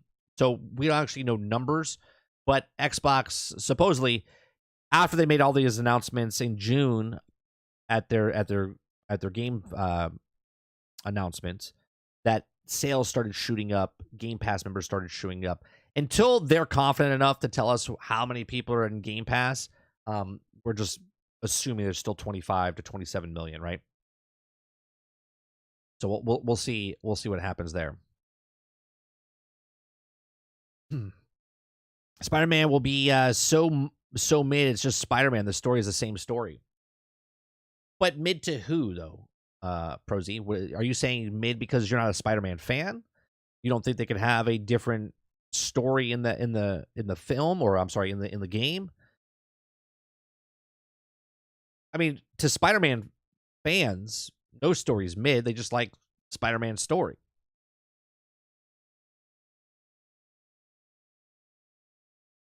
Spider-Man 1 wasn't mid, so the fact that you said that 2 will be with added stuff and villains, other locations, means come in, man, or come on, man. Yeah, I don't know about mid.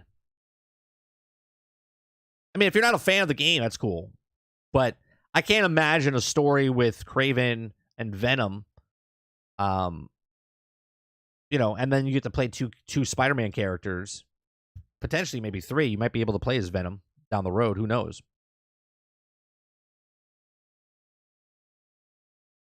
I did hear that, Monster, that Tobey Maguire, there was rumors that Tobey Maguire might be making a Spider-Man 4 movie. I'll tell you what, no one's making anything right now because there's a writer strike and a actor strike. So any rumors that you hear right now is garbage.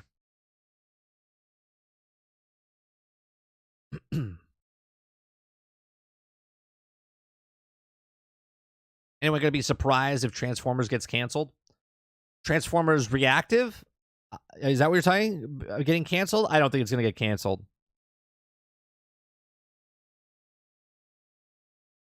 I don't think it's getting canceled for one reason and one reason only, Travis. It's a free-to-play game.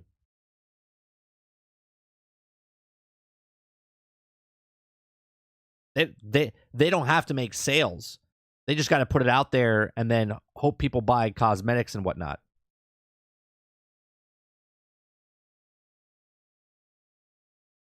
Game Pass Core is a genius sleight of hand to boost Game Pass subscription numbers. Oh, sure. Well, PlayStation did the same thing, right?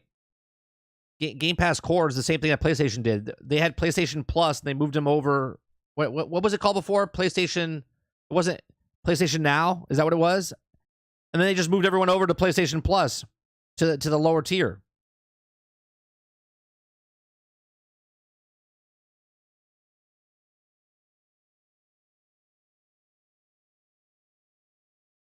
Maybe I'm just not a fan. I mean, that's understandable. Like, if you're not a were you psyched for the first Spider-Man game? Were you excited for Miles Morales? If the answer is no to both of those, then yeah, it would be mid to you.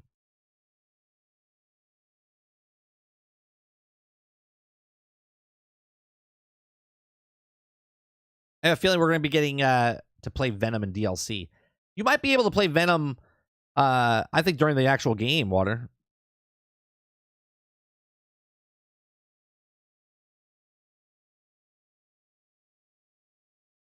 What about if Venom is Kraven? Right? What about if Kraven becomes Venom in this world?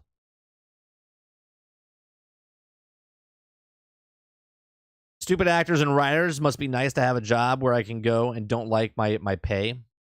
Whine, and not get told to get fucked and over, never come back. I mean, that's what unions are for. They pay their dues. I'm not saying pay their dues like putting in time. They literally pay dues.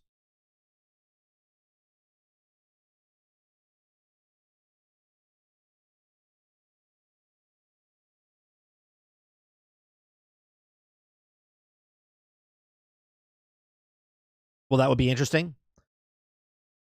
I don't know. I'm just saying it could be.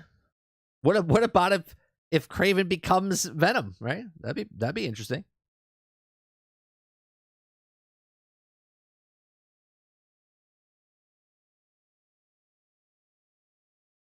Yeah, I think Harry's going to be Venom, right? But you got to beat him, right? You're gonna beat Venom in the storyline. I would think. Maybe to get Harry back, right? It separates Venom from him, and then Venom finds a new host, right? It's going to be Eddie. They literally said it's not Eddie, Travis. The developers literally said it's not Eddie. Eddie Brock is not in the game, is what they said.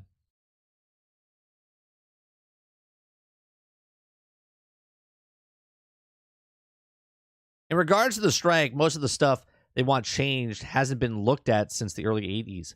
Probably time for a change. No, the thing that they're actually worried about the most is something that just happened in the last 2 years, which is AI. The AI, what they're trying to do is they're trying to basically what they did. Disney just did this about a month and a half ago. They try to get extras to come in. Now, extras are not part of the union. Okay, extras are not part of the union, but they wanted to pay a day rate of which is like $250 or $300.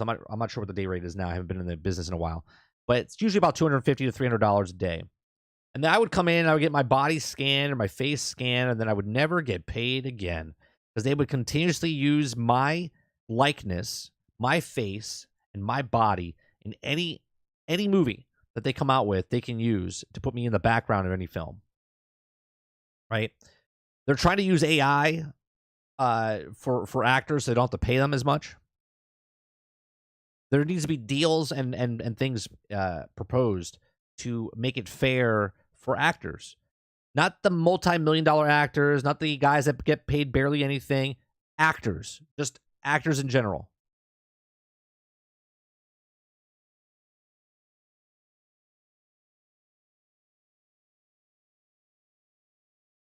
I think it's going to be Eddie as well.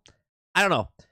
I'm basing it not off theory, right? The conversation we had last week, Travis, with fan theory, right? They literally said, in a live stream, if I remember correctly, they said it's not Eddie. They said Eddie is not Venom.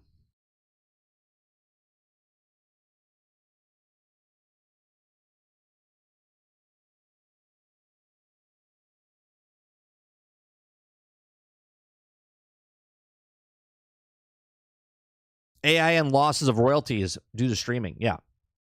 The streaming services. They're also trying to get different contracts and stuff, which they want cheaper because of the streaming services. Because it's unsustainable for the prices that they're asking and what they make.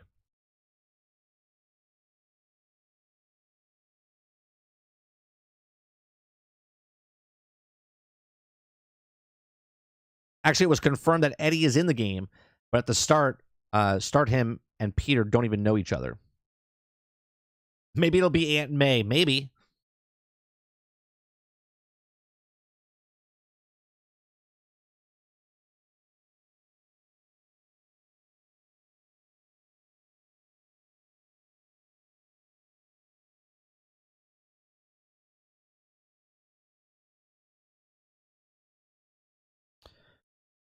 Ever Closer is coming. Has some I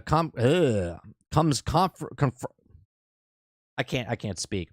Marvel's Spider-Man 2 is swinging over closer, in which comes confirmation of something that fans have long suspected during yesterday's Summer Game Fest. Insomniac creative director Brian confirmed that Eddie Brock will not be Venom's host in the upcoming video game.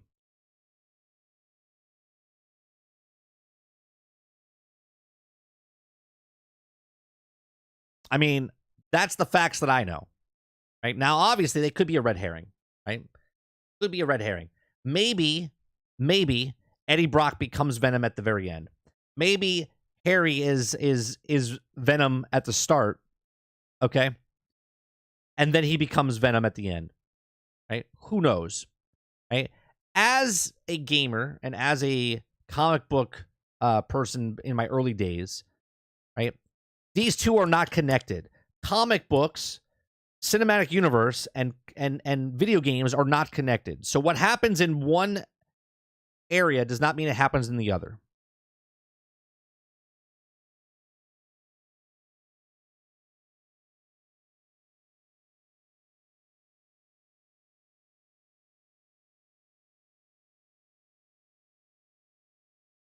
But at the end of the day, we all know Venom will be Game Pass.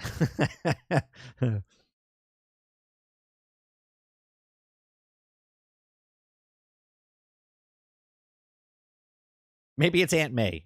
Yeah. Or even better, MJ. Could be anybody. All I know is that in this universe, Eddie Brock is not Venom. Right? That's all I was saying, based on the words coming from the actual creative director.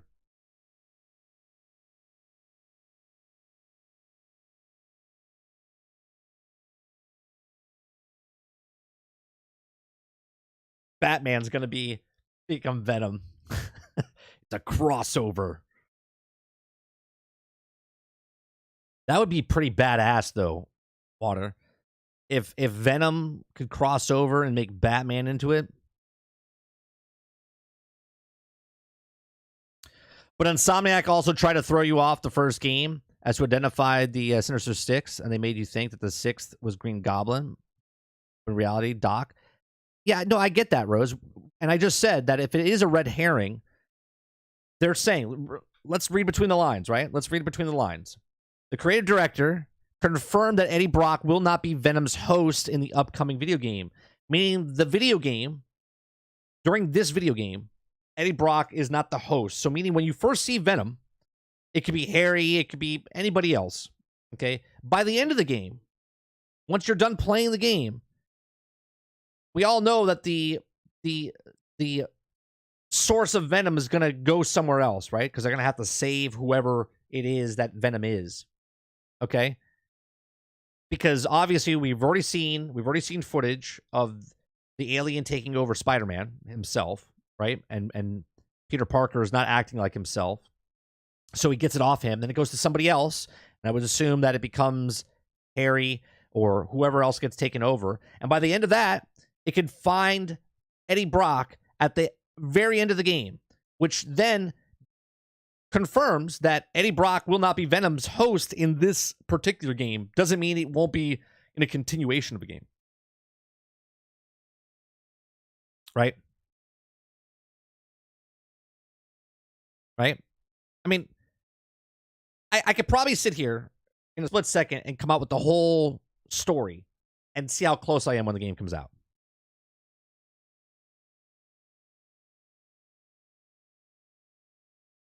Right? The beginning of the conversation, though, is when I said it could be Craven, and people are saying, I say it could be anybody, but I know it's not Eddie Brock, is because that's exactly what the creative director said.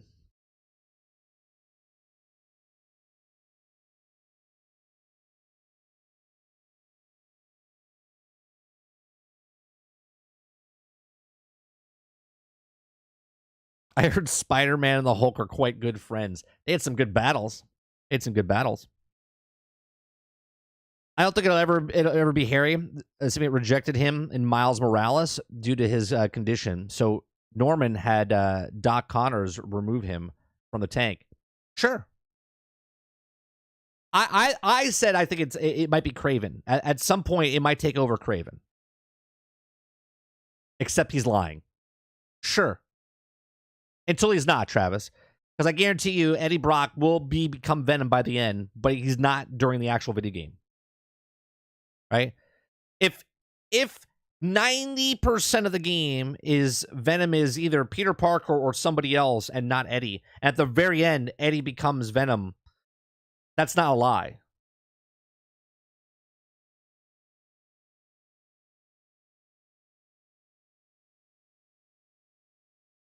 Never trust directors. Did you not learn anything in the film industry? Oh boy. I never trust anybody what they say. That's why I read between the lines.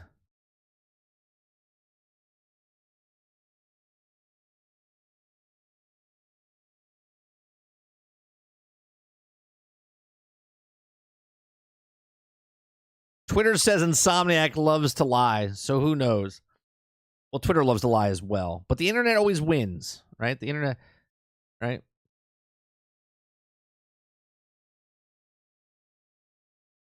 Let's go to the next story. Next story is CD Projekt Red plans to lay off around 100 staff, roughly 9% of its team. There's no easy way to say it, but today we are understaffed.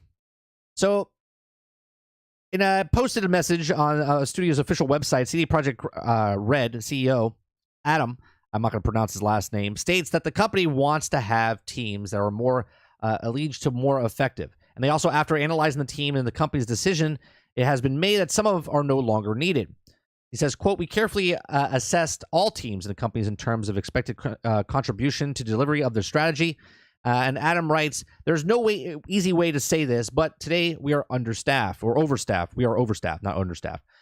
Quote, we have talented people on board who are finishing their tasks, and based on the current expected project's needs, we already know we don't have opportunities for them in the next year. The outcome in the studios, parting ways with around 100 people, with roughly 9% of the entire team. Quote, this will not be immediate, as some employees will also be getting let go as of late of Q1 2024. But in spirit of transparency, we've chosen to share the information now, and we want the team members to have ample time to process and adjust the change. We also made sure that offer everyone's comprehensive separate packages. In May, CD Projekt Red announced that it had laid off 29 employees after rescoping its Witcher spin-off game, Project Sirius. This layoff mostly impacted developers and the American studio behind Flame in the Flood, with CD Projekt Red acquired in 2021. Also in May, the company announced the decision to wind down a support of Gwent in 2023 and would also lead to around 30 Gwent team members also being laid off. It's not been made clear roughly 100 employees set to let go, including Gwent staff. Now, CD Projekt Red is also currently working on a number of projects, including titles codenamed Polaris, a new game with the Witcher franchise. Orion is a new Cyberpunk game, and the Hadar is entirely new IP. So, look, I don't know why. I mean, obviously they have to say it because of investors and whatnot. But overall, CD Projekt Red, the companies happen all the time. There's companies that let go of people all the time. If I'm a background artist, right? I don't know. That's a thing, right? Background artist. And the game that I'm working on is past that point, then I'm no longer needed. So unless I have another, specialty in doing something else in the video game, then they don't need me. So then I go off to something else. If it's a studio that also is not working on multiple games, which it seems like they are, right? And I'm a background artist. Well, then when that next game gets to that section where I then I get a job again, right? So I don't think. I mean, obviously, for the 100 people that are losing their job, it's terrible. But that's business, right? That's business. So I really don't think this is a big deal, because if they have 3 games in development, either they're going to hire those people again. They just, why pay? Why air condition a room if you're not in it? You know what I mean? Like the new houses and stuff. Why air condition a room if you're not in that room? You're wasting money. Well, why have these certain people in your studio if you don't need them right now? So they get rid of them, and then they hire them back at a later time. A lot of these people are not even full timers. They're part timers, or they're seasonal, or they're contracted. Lots of stuff like that happened in this industry. It happened in the film industry as well, right? Can you imagine every time I worked on a music video for 4 days and they're like, "Oh, we're letting go of 25 people on this," and then I get, and then the next day I get hired again on a different job, and then well, they're losing 10 people on this film. It's like, it happens all the time.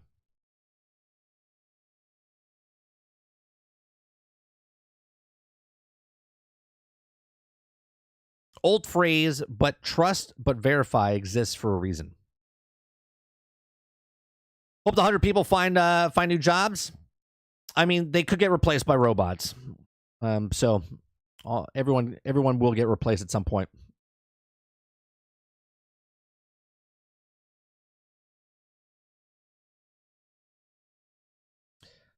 The last story, Travis says, I mean, it's crazy how letting go has become a big thing. It happened all the time, but used to be couldn't go with it on social media. Right.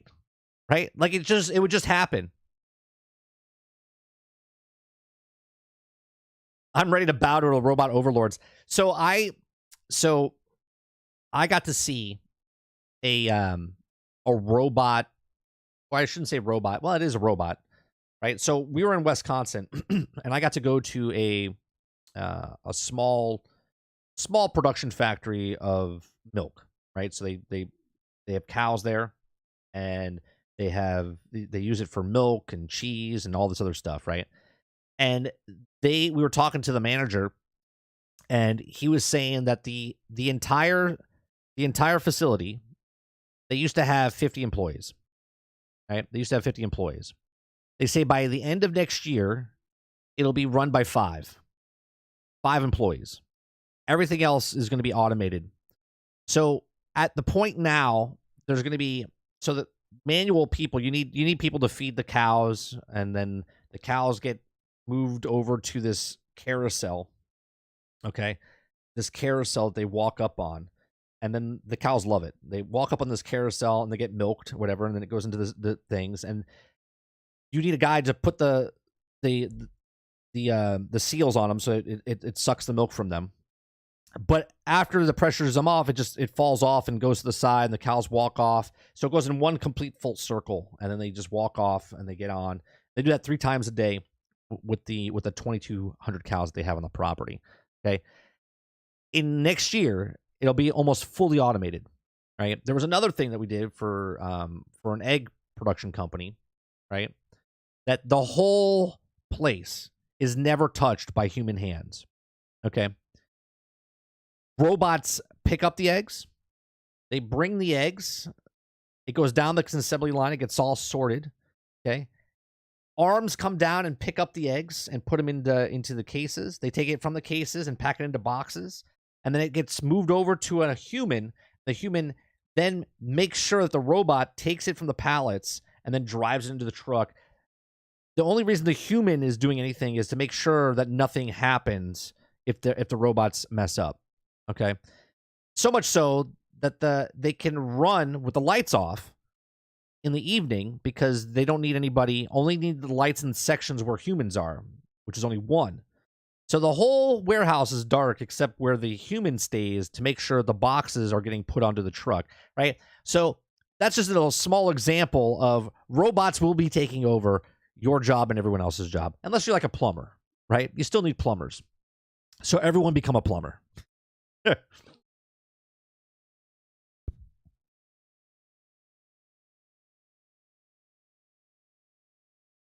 Crazy how you guys like Michael Cranton or more than guys like Nestro. Who's that? Nestrofoams? I don't know who that is, Travis. Let me look that up. I don't know who that is.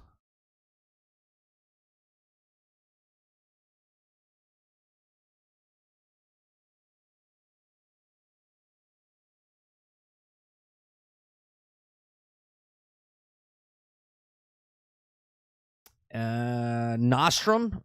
Nostrum. Nostrum? Is that how you pronounce it? Nope, that's not it.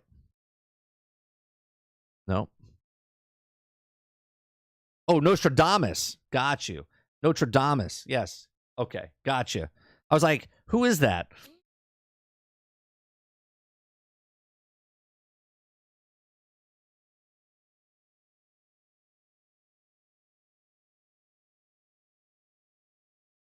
Did you talk about the Transformers gameplay? I didn't see any gameplay. I listened to what's his name? For God's sakes, I forget.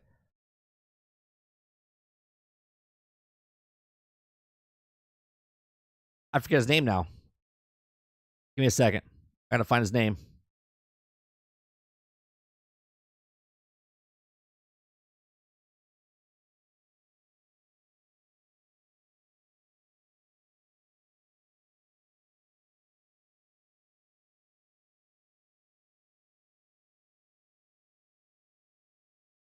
DBZ Luna.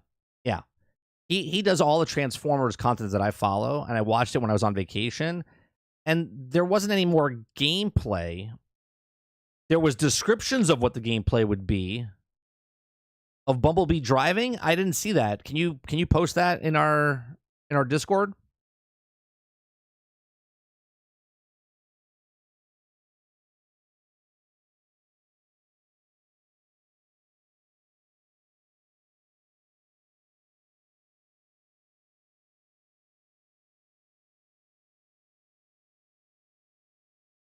Travis says 30. So you can lambaste me. I'm doing something I always said I wouldn't. And no, it's not Xbox, but I think I've decided moving forward, I'm going to buy games digital. I mean, Xbox is just right around the corner, Travis. Own the game, even if we buy physical. So what's the point? And that's what happens. Come on, Dolphin.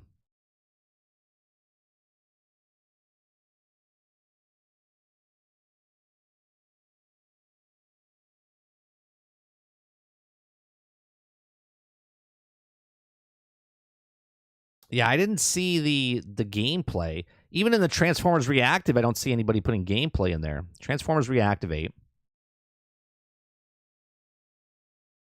New Transformers video out now. Stealth posted something yesterday at 4. Is this it? Let me see.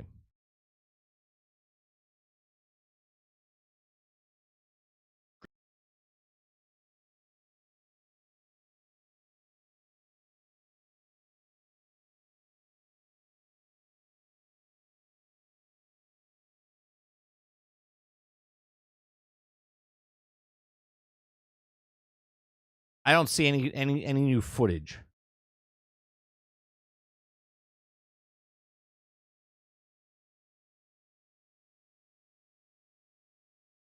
It is the Spark game. Oh, well that's not reactive.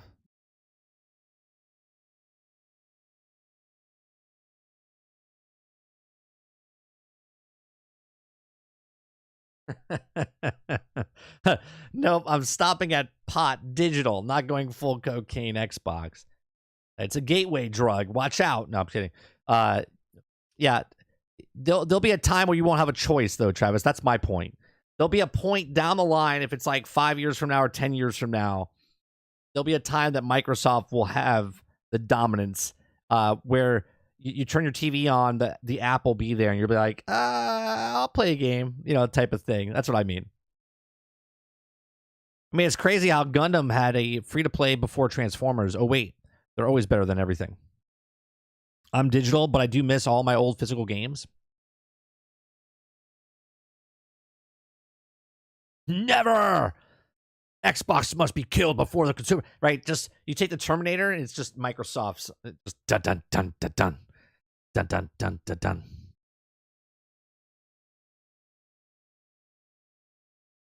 Yeah, you don't want that to happen. That's what's going to happen once the full Activision.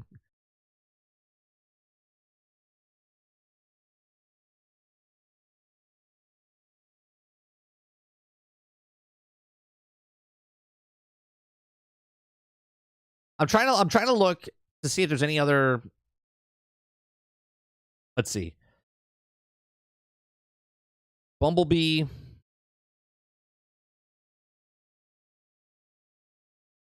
Because that's not leaked footage of Transformers Reactivate. That's just Transformers the Spark.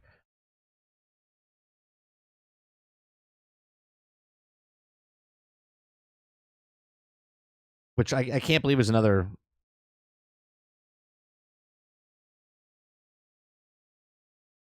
Like, why can't we have a good game? Let's see. Transformers. Isn't like a cartoony game? I think Creature sent me one earlier last week.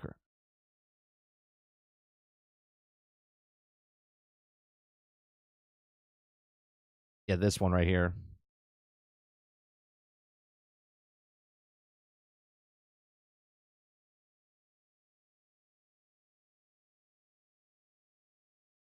Like, you're talking about this game. Is this what you're talking about?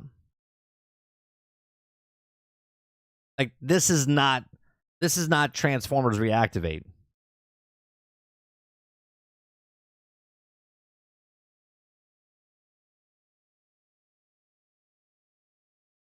I mean, this is literally just a action adventure game. Instead of being like Laura Croft, you're being Bumblebee.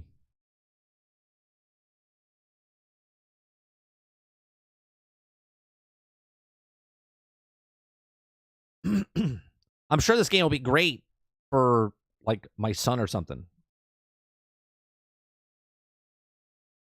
Right? Is that the game you're talking about, B?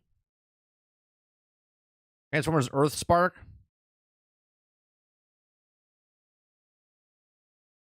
Yeah, that's not the.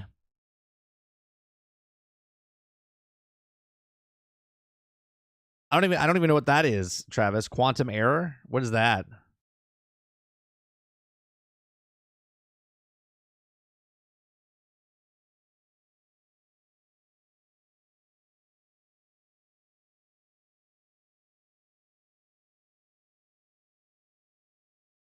This is Quantum Error. We're not playing any audio. we're just playing a new sci-fi horror. All right, let's.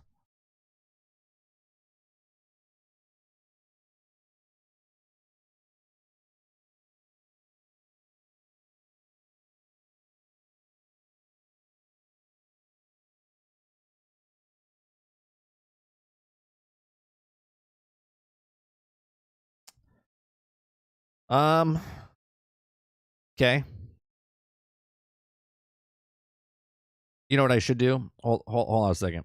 Let's get Quantum Error gameplay here.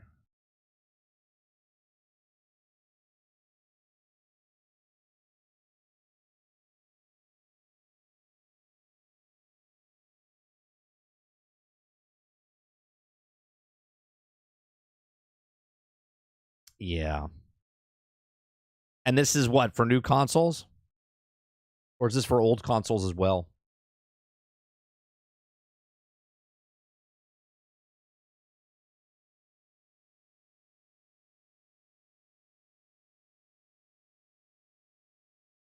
When does it come out? Earthspark? I can look on it in a second. Have you ever seen the new Kong? Yeah, Monster. We'll look at that in a second. Dabstick posted it in our Discord over the weekend or over the week when I was gone. I looked at the clip. I was like, this game looks horrible.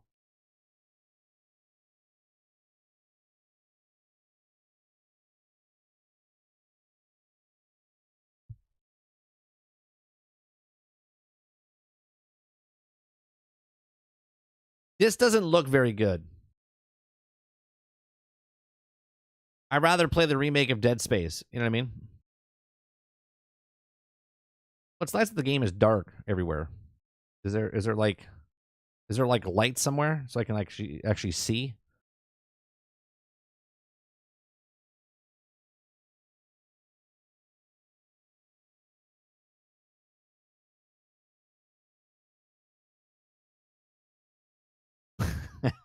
It only works on the PlayStation's SSD. Transformers comes out on October 13th, 2023. So the Transformers Earthspark Expedition comes out October 13th.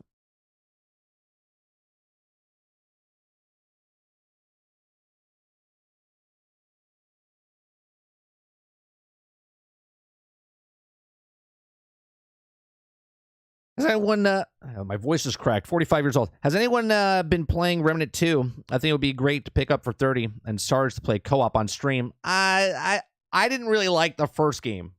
To be honest. I didn't really like the first one. I'm not interested in the second one.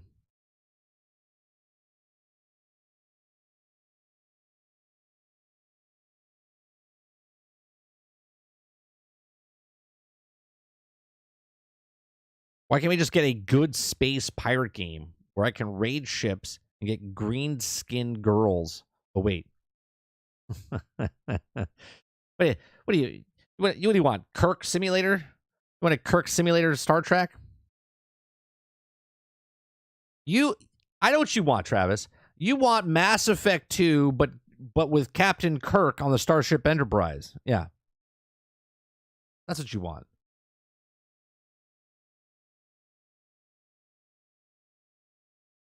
I want a Kirk Simulator. Yeah, I know what you want.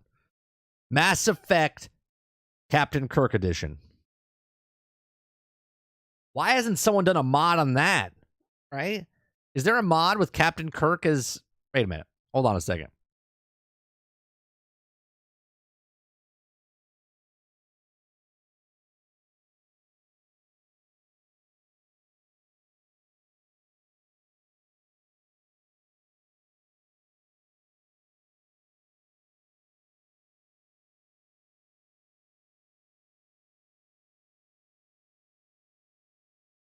Did somebody make it? I think someone made it. Someone actually posted 4 years ago. So I want to do a playthrough of Captain Kirk, the original series, not Abrams Kirk. So obviously Charmed and Paragon is a way to go. In the background physic profiles, he kind of has elements of them. Any tips of any other fans out there? Anyone managed to make a good Shatner face? So they posted like Shatner's face because they're trying to make him as Shatner. That would be a funny thing.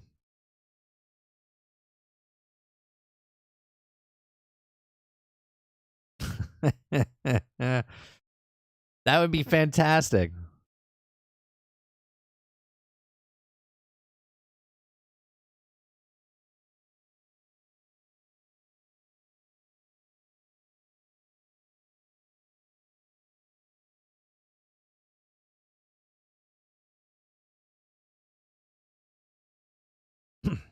I watched a bit of what's his name?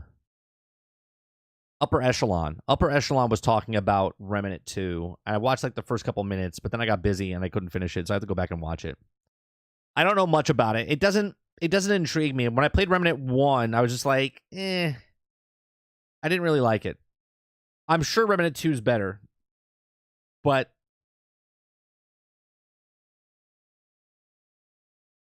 I never saw The Expanse. No. Oh, you know what I did watch? We're done with the stories today. You know what I did watch on the plane? I watched Black Adam on the plane ride. Going there. And let me tell you, not a terrible movie, but I can see where it went wrong. I can see where it went wrong. But I did like the little twist. If you guys seen the movie, I thought I figured it out, and then I was wrong by one aspect. But Black Adam wasn't bad. Then I watched Dungeons and Dragons. And I actually liked it. I thought Dungeons and Dragons was actually pretty good.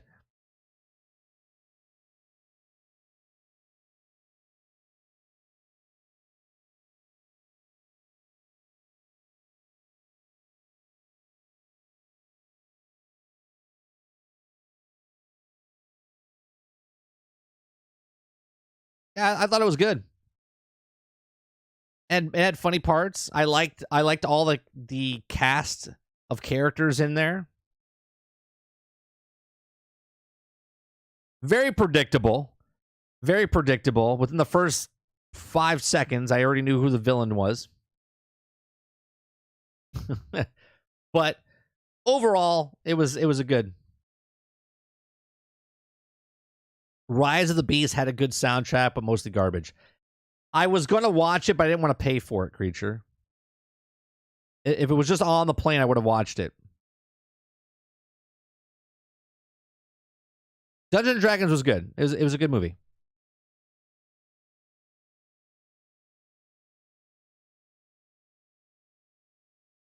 Save your money, right? I was gonna get this right. I was gonna watch Quantum Mania on the plane, but then I was like, "Nah, I'm good." I can't think about two franchises that I give two shits less than Marvel and Star Wars.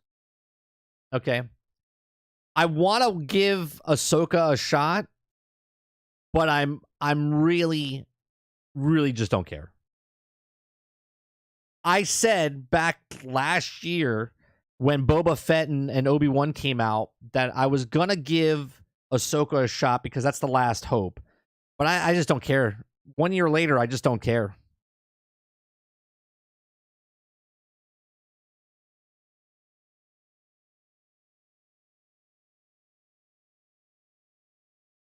Three cool minutes of Bumblebee. Everything else is garbage.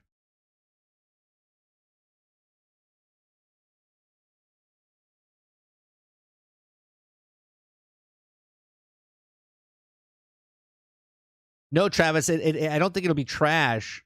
I think what they're going to do is they're going to do the Veil. I think they're going to do the Veil. I know time travel and stuff or universes or multiverses, whatever, was in Rebels. But I think that's what they're going to do. I think they're going to fuck up something, okay, inside of Ahsoka and kind of erase the stuff that, like, okay, this is the viewership of a person that loves Star Wars. And as a fan, they can never take away 4, 5, and 6 from me, right? 4, 5, and 6, I own them. I can watch them anytime I want. I'm not upset about that. But continue 4, 5, and 6 to 1, 2, and 3, and then 7, 8, and 9, and then deleting, right? As a fan, I have a problem. I think they might delete everything that's happened just so they could start it over.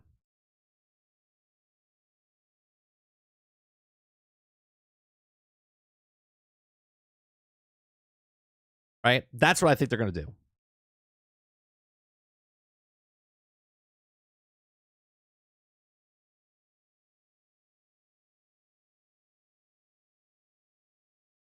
Robert Downey Jr. is going to come back and save the MCU? I don't think so. He's too expensive.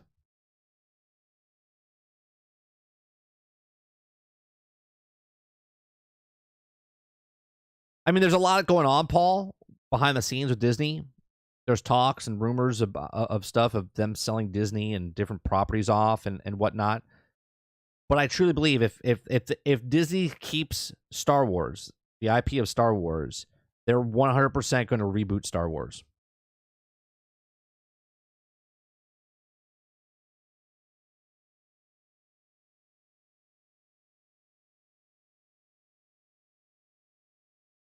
If Ahsoka is good, I will I will on stream eat my own hat. just send me a video of it. Just send me a video of it. It'll be called Star Wars: The Woke Continues. I have a feeling that they're going to do something like that.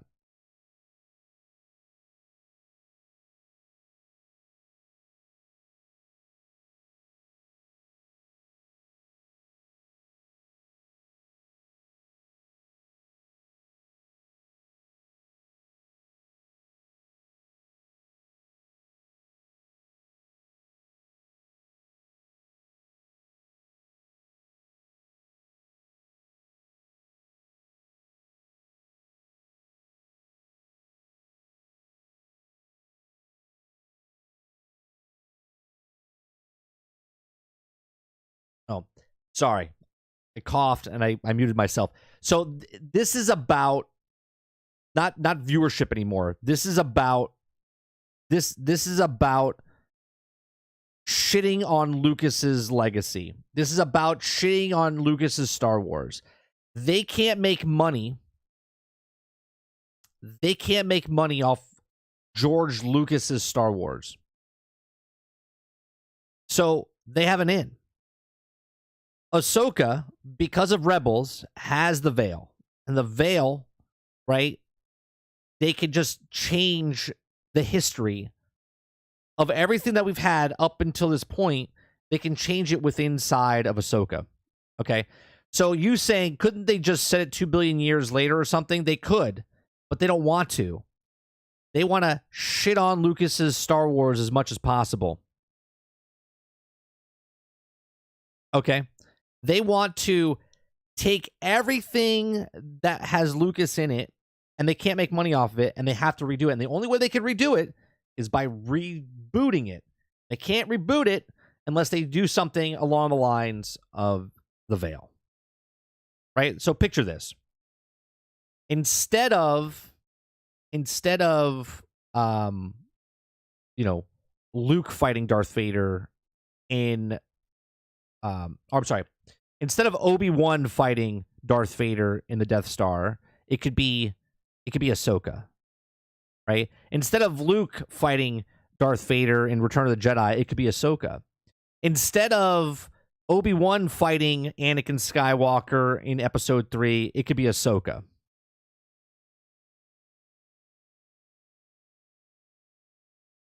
Right? And I'm not saying that's all going to happen. What I'm saying is they could literally change the timeline. They could literally change the effects of things that happen, which completely change the entirety of the thing.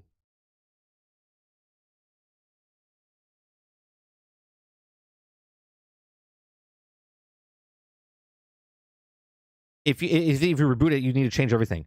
Right? And that's what I'm saying. They can never take away episodes 4, 5, and 6 from me, right? That is my Star Wars. They can never take away 1, 2, and 3. Okay? They're there. You can go watch them. If you own them, you can go watch them. But they're going to reboot Star Wars for the next generation. So instead of having Luke Skywalker, it'll be Princess Leia. Princess Leia will switch places, and she will be on Tatooine, and then Luke will be the one that goes with royalty. She will be the savior, right?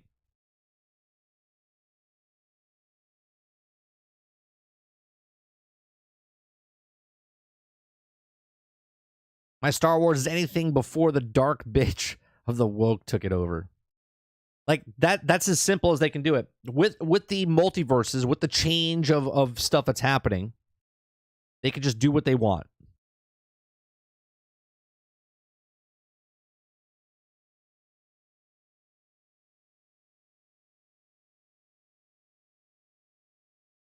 Right? Instead of Luke Skywalker, you have Princess Leia now. And then Luke falls in love with somebody else and just changes the entire thing. And it's not about them. They could do that, right? They could do that. But they're doing it because they want to screw over the original trilogy. They could easily just make something else. They could easily just do it. They could just make why can't they do the High Republic? Why can't they just make the High Republic? Why did they choose to make 7, 8, and 9? Right? Think about this for a second.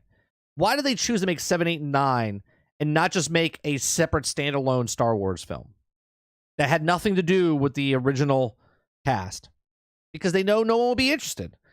They had to bring you in and bring in Luke and Leia and Han in the trailers. They had to use them to promote the movie because to bring us back, we're like, oh my God, we're going to see. And then they just shit all over it. They could have easily went a different route. But that's what Star Wars is. Star Wars is the story from the creator of Star Wars himself. He says, Star Wars is a story of the Skywalker family.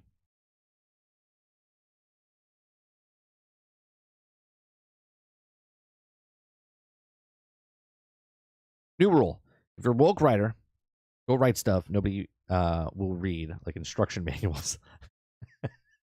I mean, if you're a woke writer, you get to write the instruction manual for IKEA furniture that no one looks at.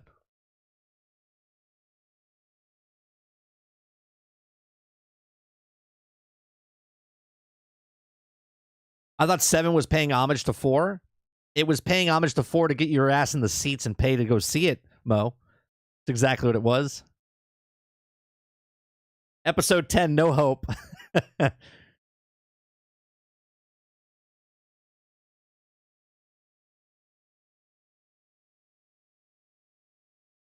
Yeah, I'm a little nervous. And when does Ahsoka show start?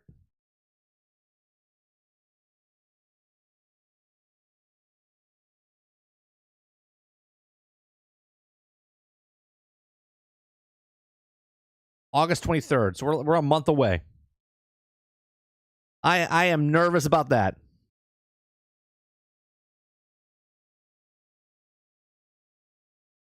And I was a huge, and to me, it's not about woke. It's not about woke in any way, shape, or form. Believe me when I say that. Like, I loved Rebels, and I didn't care that was predominantly girls, right? I truly believe that Ahsoka, okay, what Dave Filoni did with Ahsoka, she's one of the best written characters in the Star Wars universe. And I'm a huge fan of episodes 4, 5, and 6. In the animated series, Ahsoka coming in as an annoying little turd in the very beginning to turn into what she turns in at the end of Clone Wars, okay? She's one of the best written characters in Star Wars, okay? I have nothing against her or Sabine or anything like that, right? So I don't care that Ahsoka is going to be more women than men in that universe of that, because that's Rebels. That's what it is, right? I'm assuming they're going to be trying to find, they find Thrawn, so they're probably going to find Ezra, right? So I'm cool with all that, and I don't think that it's wrong. I'm worried that they're going to completely change the history of what Star Wars is. I'm not worried about the wokeness. Having women in something doesn't mean it's woke.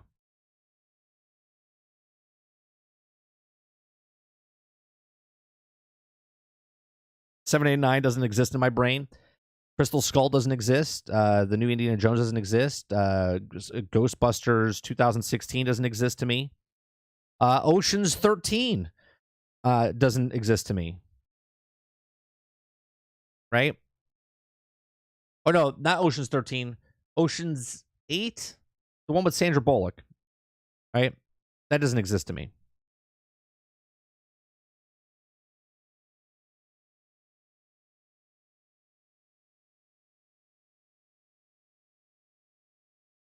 No, but saying that they're better just because they're women is woke as fuck. That's not what the characters are. If you watch Rebels, you know that Sabine and Hera and Ahsoka are not better just because they're women. It's the actual characters themselves, right?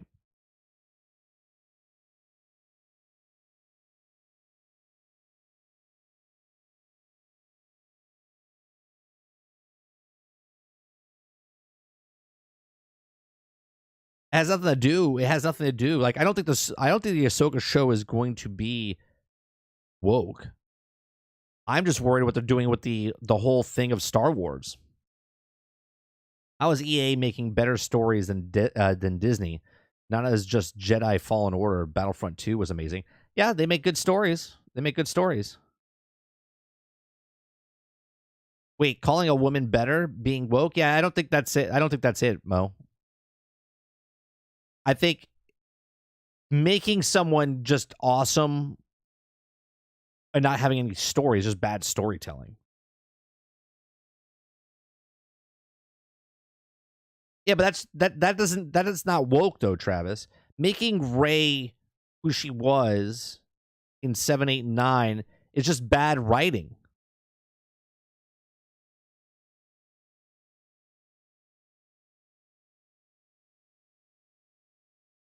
No, Dolphin, not that I know of. Nothing that I know of. I just got off vacation. Nothing was said about Star Wars at Comic-Con that I know of.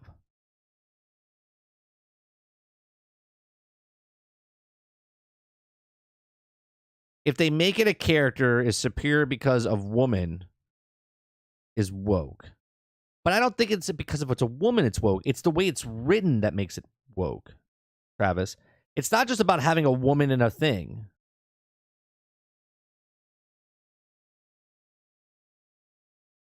It's making the women powerful and the men idiots. It's about, but it's not just making them. It's the way they write them.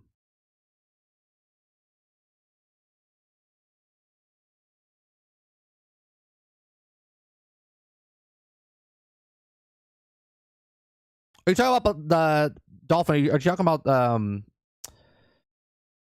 the hell is that? Outlaws? Is that what you're talking about?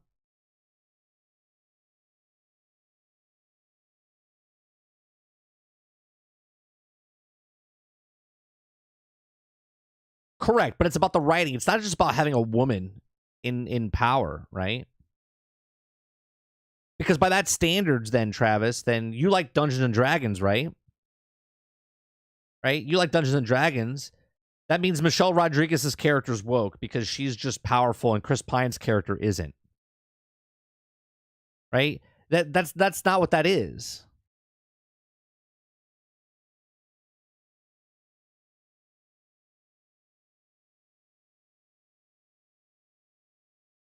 That doesn't make someone woke. It's literally pushing a agenda. It's literally the writing is just shit. And they do it, and there's no rhyme or reason. They just do it.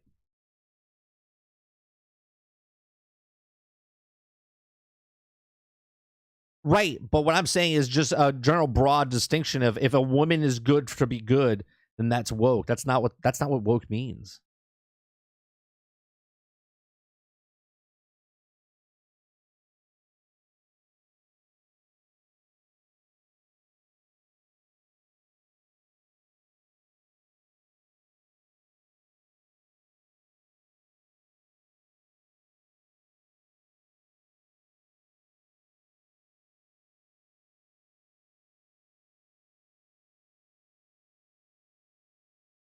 Woke has to do with like social justice and stuff like that. Just shit writing is shit writing. Yeah, each planet magic, based on what we know so far, based on the director, that each planet is going to be bigger than what Division has in their map. So think of each planet as big as Washington D.C., right? In Division 2.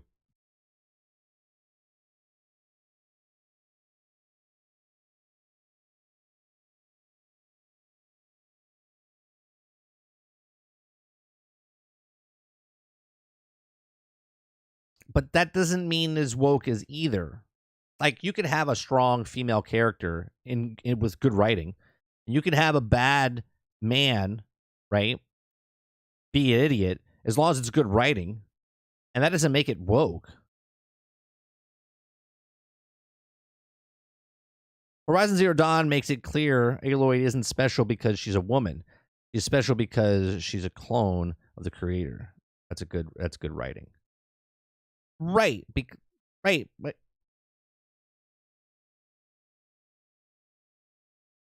yes, but actively making all men are idiots is bad. Well, it all depends on the person. Now here's the thing, right? You can have a woke person that's a writer that's writing stuff.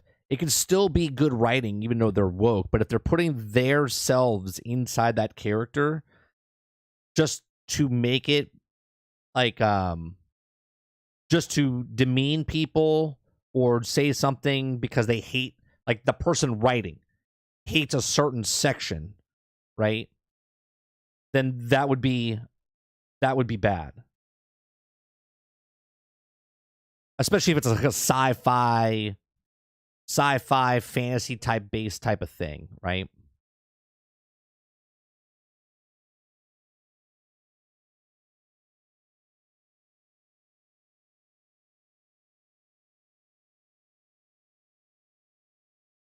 Yes. Yes. I didn't watch it. I've heard it was bad writing, but yeah. Like you could look at Rebels, right? You could look at Rebels, the cartoon, and say, well, they killed off the white guy, right? When they killed off Cain, right? And they got rid of Ezra, and the only ones that were left were just the women, right? Now, if that was created today, you would look at Rebels and say, oh, well, they got rid of all the, right? The women had to save the men and whatnot. And that would be looked at as being woke, but that's not woke. That's just storytelling of, and it just so happens that the characters, the Jedi that was teaching Ezra how to be a Jedi, right? And then Ezra sacrificing himself to get them away, to push him into a different galaxy or the far edges of the galaxy, right? If that show was created today, people would look at it completely different than it was in 2014.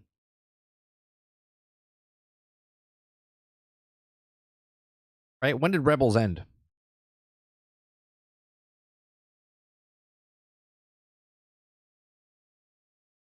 Rebels is fantastic. Yeah, 2014 to 2018. Yeah, people don't use the word correctly, and I'm not saying Travis is not using it correctly. It's a completely different what it is. Well, people don't use it correctly, right? Like the cast of this was Sabine, Ahsoka, Ezra, Kanan, Thrawn, Zeb, right?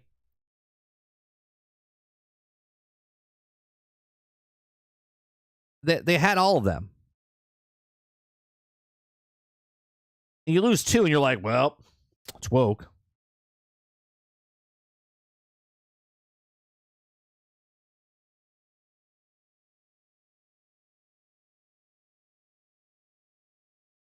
Well, here let's look at what the definition of woke. Definition of woke. Woke is now defined in the dictionary as aware of activity indicative to important facts and issues, especially issues of racial and social justice. Right?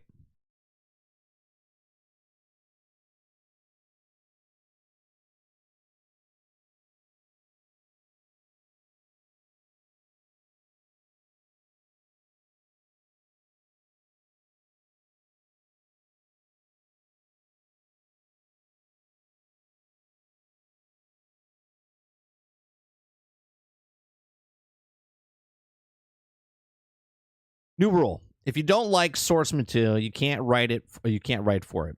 It should be something they ask in interviews. Well, that's just gatekeeping, though, right? I think if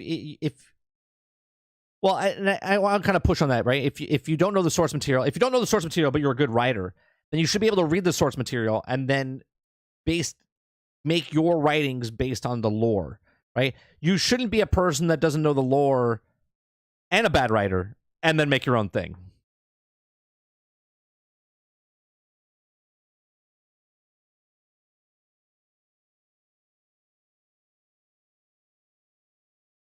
Right? I don't think everyone has to know. Like, I do believe there's people that could, for instance, like my son's 8. He just watched Willy Wonka for the first time. Well, Willy Wonka was made in the 70s, early 70s, late 60s. Here.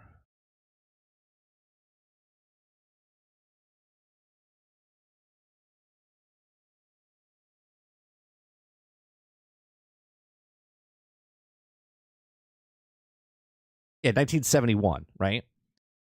Now, if he never saw that film at all, but then he's like 20 years old and he becomes a writer and then watches that film to make a sequel to it or make a prequel to it, as long as he knows what that movie is and then writes based on what was given, then cool. But if it's just like, I'm going to make Willy Wonka, I'm not going to watch any of the source material, I'm not going to watch any of the movies, I'm not going to read the books, and then you just kind of do your own thing, that's not right. That doesn't make it woke either, right? But you should be able to read, watch something so you know where it came from and what it could be. Not just that's just called fan fiction at that point. You know what I mean? If I'm writing a book on Willy Wonka but I didn't read the book, I'm doing fan fiction at that point. I hate GTA and shouldn't write for GTA game or movie. I'm biased. Right, but would you take the job? You see what I'm saying? Would you take the job though, Travis? If someone hired you to write for Grand Theft Auto, but you hate Grand Theft Auto, would you be like, yeah, I'm going to write for it, right? Because you hate it and you want to change it. That's wrong. But if you're a fan of it, or if you're not a fan of it, you're like, oh, well, I'm going to read and see and then write something about it. That's different.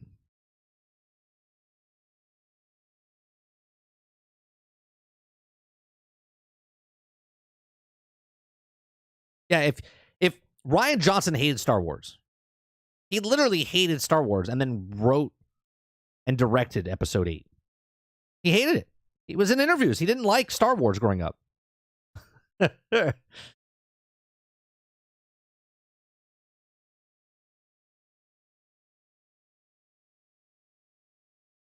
Right, Brain. Like the Disney High Republic whiteboard sessions. The atrocious hearing them talking about the narrative directing and then wanted to, yeah, we got to have dinosaurs and no wars. Star Wars. In the Hey, what did they have? What did they have on the hold on, High Star Wars High Republic?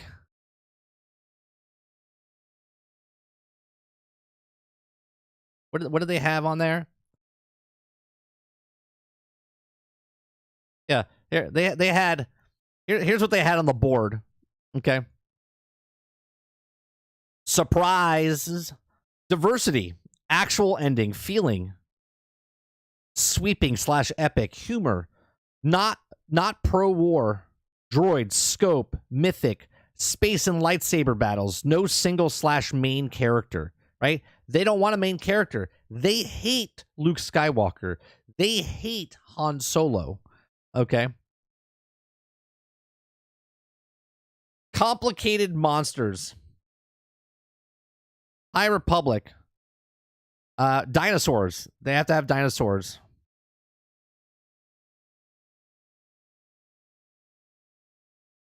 This board doesn't seem like it's right because I remember on the board, I remember them saying diversity like 3 times. Let's go on, Chapter 8. Even if you read the book and still be fan fiction, unless you were authorized as an official. I've seen fanfic better than canon, but still fanfic. The canon that's dog shit, but it's canon. Sure. But what I'm saying, though, Chapter 8, if you're a person that hates and you don't connect it at all to the thing, you just write it, that's fan fiction, right? But if you read it and then do fan fiction, at least you know the lore.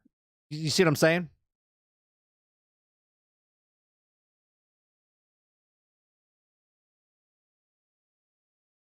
If you're a person that reads the books and then writes nothing like the like if you make Han Solo or Luke Skywalker completely different than they were in the other books and trilogy movies, then you're purposely doing that because you want to subvert expectations, right? And regardless of your writing skills or not, okay?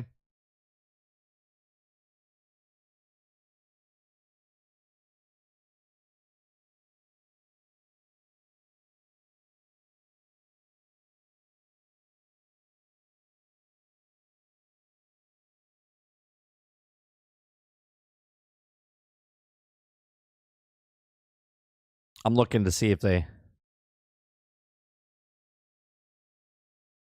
let's see here.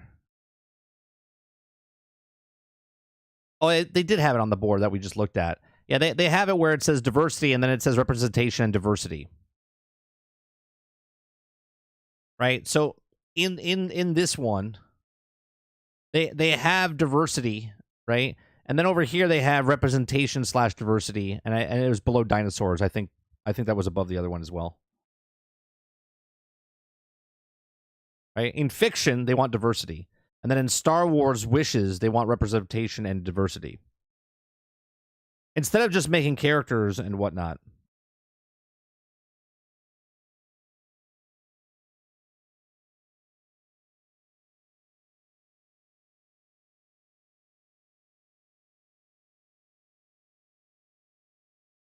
And 100%, Chapter 8's correct, where you could have someone that writes better fan fiction than the actual but it's also subjective, right? It's subjective because you could like someone's writing and that's better than those stuff that you read. but they wouldn't have wrote that if they didn't know the other. Like, authors of fan fiction are fans of it, and they say, "Oh, this would be better if they did this." That's fan fiction. Just about the money. You hate the source material, but you're paid to make up what you want. I tend to read Star Wars fanfic more than most official novels for that reason. Well, right. Well, Timothy Zahn, to me, was a better writer than the actual Star Wars films, right? But he was also not official Star Wars.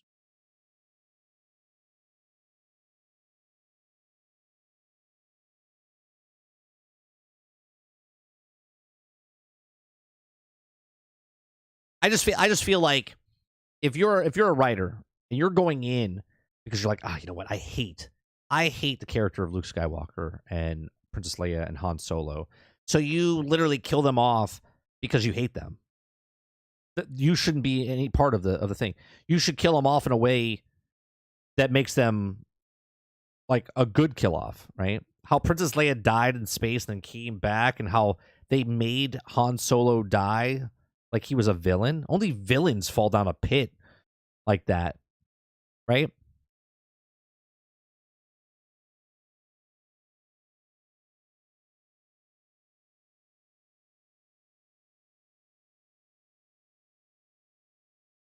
And how Luke, just everything, the way they did it was just terrible. So I'm worried. I'm worried about Ahsoka. I'm gonna give Ahsoka a shot. This is how we all started, Chapter 8. I don't know when you got here. We started talking about Ahsoka, and I said I'm worried about Ahsoka because over a year and a half ago, I said if they ever make a show of Ahsoka, I think they're going to do the Veil. I've talked about this on, and now they're doing it. And I said I'm going to give it a shot, but I have a feeling they're going to change everything, and they can never take away 4, 5, and 6 from me.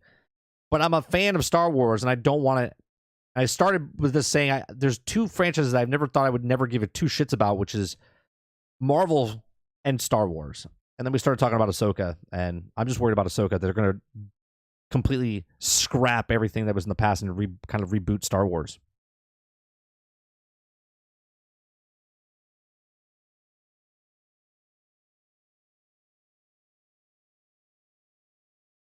Until they make a character on par with Cal, I'm done with Disney.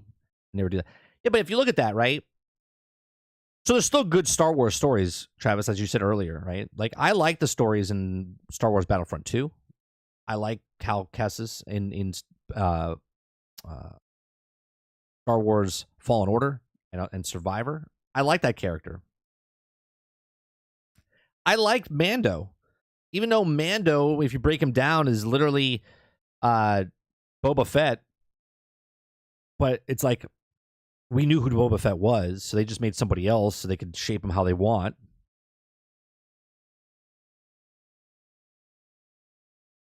I'm so glad that Disney isn't trying to say that Cal is non-canon.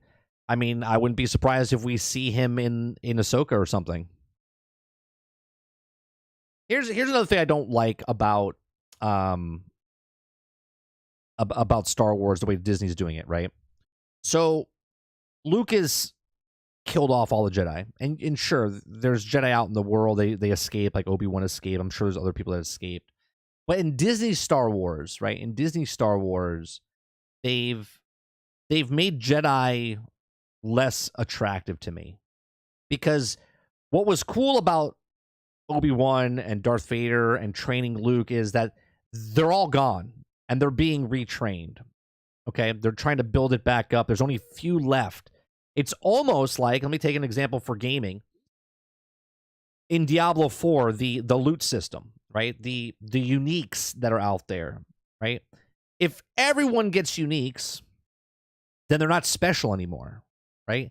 If there's Jedi left and right, then it kind of diminishes. Every time they introduce a new Jedi in some way, shape, or form, it diminishes the Jedi that we saw.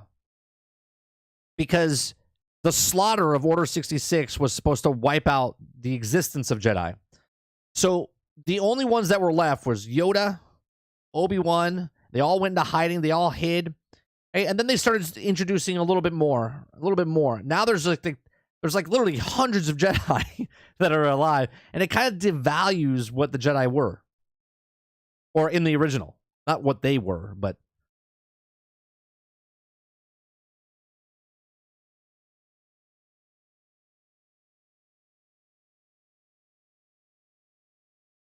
right in Battlefront, it was based on the troopers, right? That's why I like the Bad Batch. You could tell stories, right, with troopers and different characters, but it always feels like they bring back more and more Jedi out of the woodwork. They're like, oh, well, we don't have a story. Let's bring a Jedi back. There's this Jedi, like,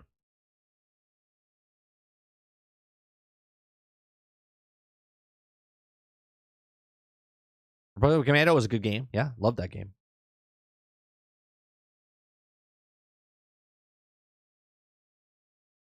And then they use the Jedi as also like cannon fodder, right? They bring a Jedi back for like a scene and they like kill him, right? They did it in they did it in Mando, the last season, or was it Mando? No, Obi-Wan. In Obi-Wan, that guy runs in, he's a Jedi.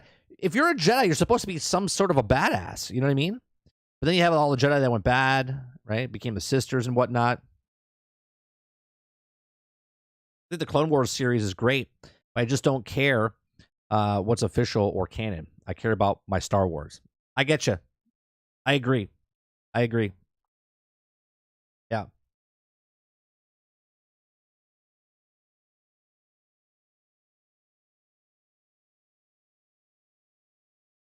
In the clone and the stormtroopers or the rebel soldiers than Jedi.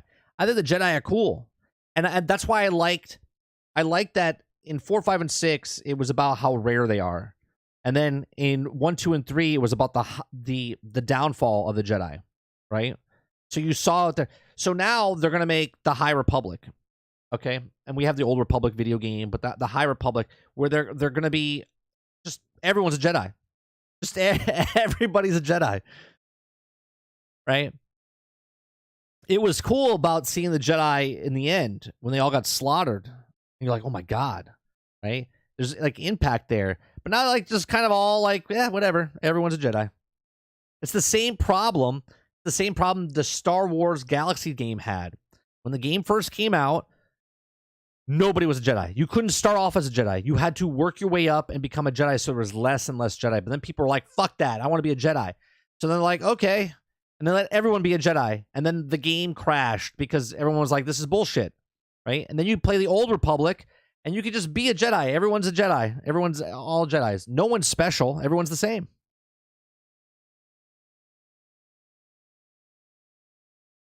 Oprah theory, as I call it.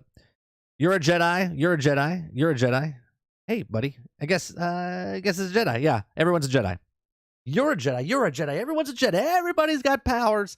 It doesn't make it special anymore, right? When somebody says, "Oh, you're a Jedi," and they're like, "Ooh, we've heard of you. It's mystical, right?" The reason they're scared of Darth Vader is because he's a powerful fucking Jedi, not because he's Darth Vader. If it's just a guy in a black suit, they're like, "Okay, he's menacing," but he's menacing because he's a Jedi, right? Because he's a Sith Lord or whatever, right? If everybody is like, oh, it's another Jedi, they don't get desensitized. You're like, whatever. Yeah, great. Everybody's got powers.